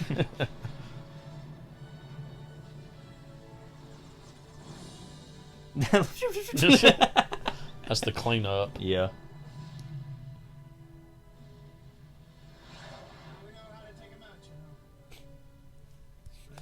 Just let them do it too. Yeah.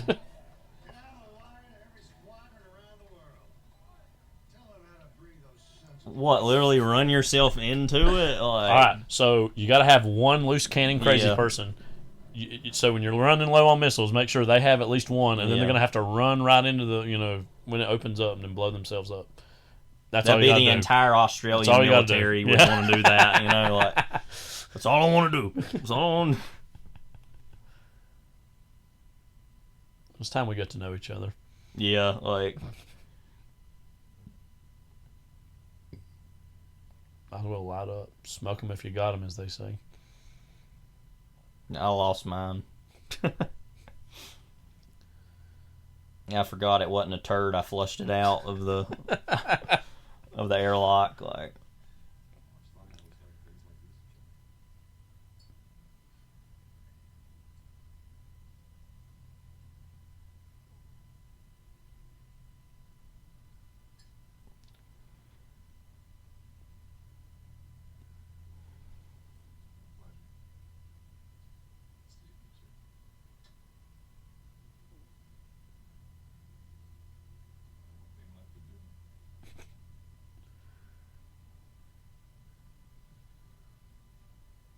no. It's like get busy. What? Yeah. Get jiggy with it. Yeah.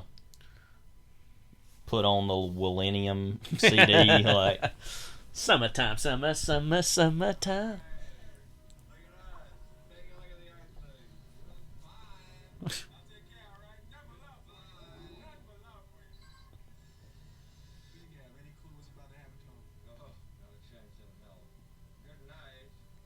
Good night.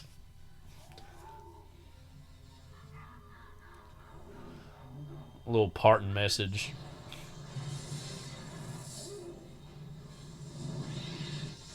Wow. It's not good. Excuse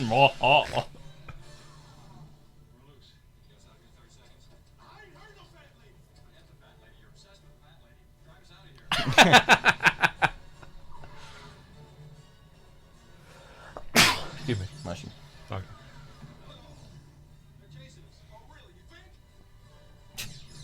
Yeah. Yes. That's a classic blockbuster line. Like, Yeah. oh, really? You think?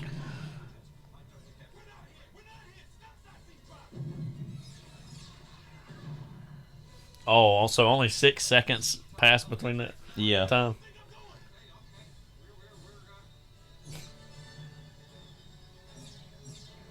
I would have given him more than 30 seconds. Yeah. Like, your life, your choice, 60 seconds at least. Like,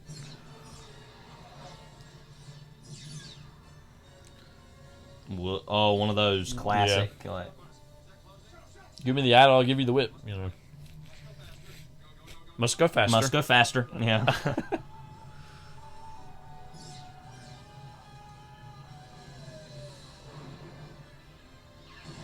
Whoops.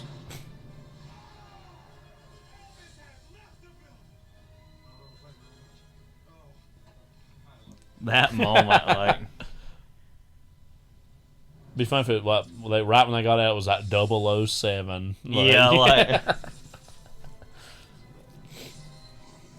uh-oh. Boom time. yeah.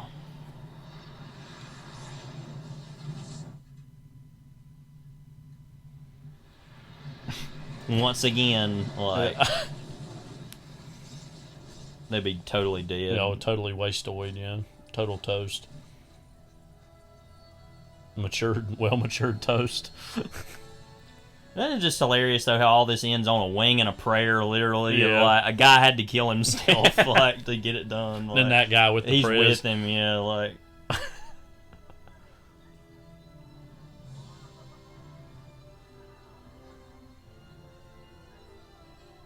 The world rejoices. This is like that success. They've done it. They've Yeah. done it in Batman 1966. Yeah. So, yeah, I told you the Australians were going to be into it.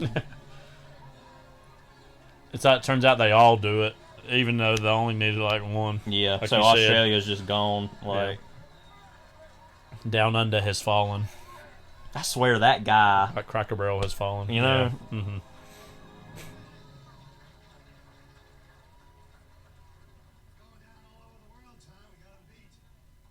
So, he's the president.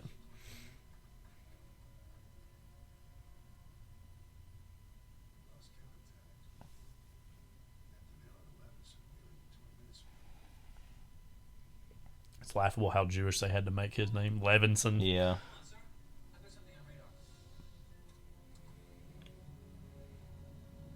Close call again. They're going to do a whole right stuff, Chuck Yeager walking Yeah. out of it moment. Yeah. Like.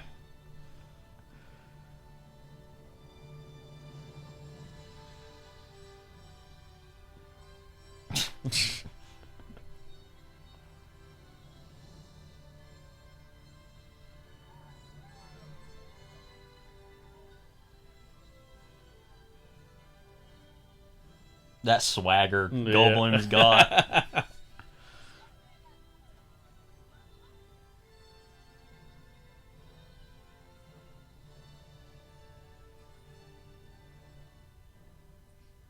Those sunglasses. Yeah.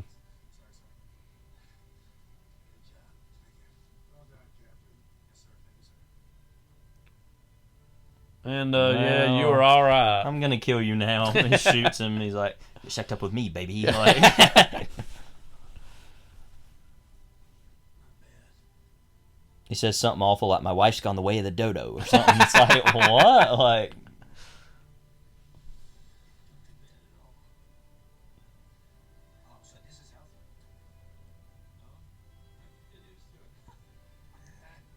smoking in movies.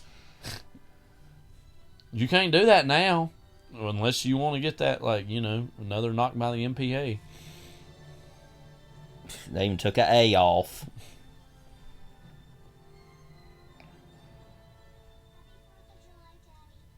Independence Day moment. Classic Independence Day. Yeah, you kind of saw. I was gonna say, like, kind of saw it all already. Now we all die from the debris. It's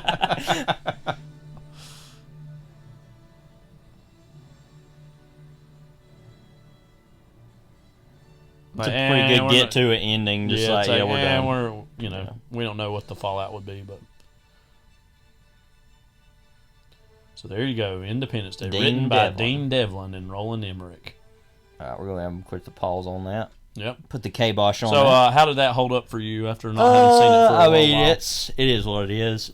I really remember more about the first kind of half of the movie I like better than the second. I kind of like all the build-up, and then after that, it's kind of just a basic, like, action movie. But yeah, again, I think the first act is very strong, and it's fine from then on out, but especially the setup is really strong. And then, again, as you said, it pretty much devolves into a fairly conventional sci-fi action movie. But, again, one of the big movies of the 90s. That's one of the reasons we wanted to do a commentary for it, to commemorate it. So, again, this is dropping on July 3rd. You might be listening to it July 4th or later. But this pod, along with your draws, is dropping on July. Sorry, I had to say it. Before we went, though, I wanted to... Just hold your applause and drop your draws. For E.B. White. Yeah, E.B. White. So, this was a very impactful piece I remember reading regarding kind of July 4th and Independence Day. I really swear by and really love the New Yorker anthologies they put out the last few years of... Basically, they've collected some of their best writing from the 40s, 50s, and 60s, I think, what they've done now. I think they've since done one that was all about, like, the environment, and then one all about civil rights issues. But as far as the decades one, there's one that E.B. White, who, of course, most people will know as the writer of Charlotte's Web. He wrote a great many things. He was a common columnist and kind of editor for the New Yorker during the period. And this piece he wrote, and this was published actually in the magazine, the New Yorker magazine, July 3rd, 1943, so it was obviously in the midst of World War II.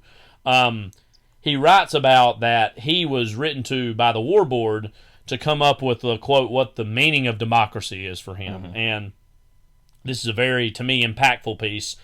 This is actually my very favorite thing I've ever read about America as an idea or as a concept, and I just wanted to read it here to end our podcast today. We received a letter from the Writers' War Board the other day asking for a statement on the meaning of democracy. It presumably is our duty to comply with such a request, and it certainly is our pleasure. Surely the board knows what democracy is. It is the line that forms on the right. It is the don't and don't shove. It is the hole in the stuffed shirt through which the sawdust slowly trickles. It is the dent in the high hat. Democracy is the recurrent suspicion that more than half of the people are right more than half of the time. It is the feeling of privacy in the voting booths, the feeling of communion in the libraries, the feeling of vitality everywhere. Democracy is a letter to the editor. Democracy is the score at the beginning of the ninth. It is an idea which has not been disproven yet, a song the words of which have not gone bad. It's the mustard on the hot dog and the cream in the ration coffee. Democracy is a request from a war board in the middle of a morning, in the middle of a war, wanting to know what democracy is. And that's been a very impactful piece for me ever since having read it. And what I love about it, too, is it's very dated in terms of some of the references it makes are very clearly from the 30s and the 40s, but it has a very timeless meaning that I think very much holds up. So. This is Kyle. This is Levi. Take care. God bless, and have a very happy Independence Day.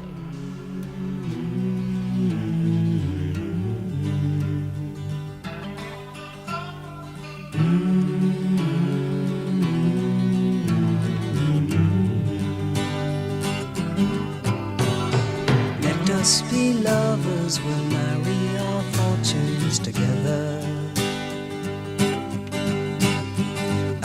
got some real estate here in my bag. So we bought a pack of cigarettes and Mrs. Wagner pies and walked off to look for America.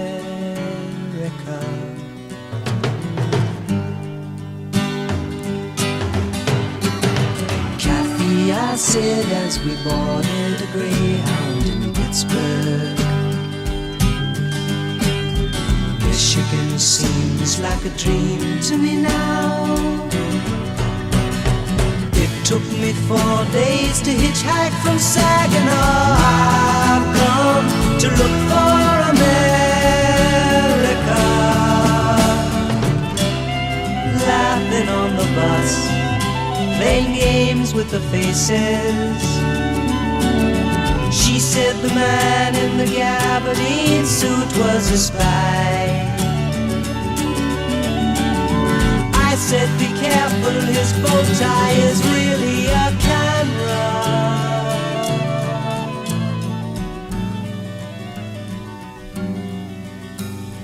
Toss me a cigarette, I think there's one in my raincoat. We smoked the last one an hour ago. So I looked at the scenery. She read her magazine, and the moon rose over an open field.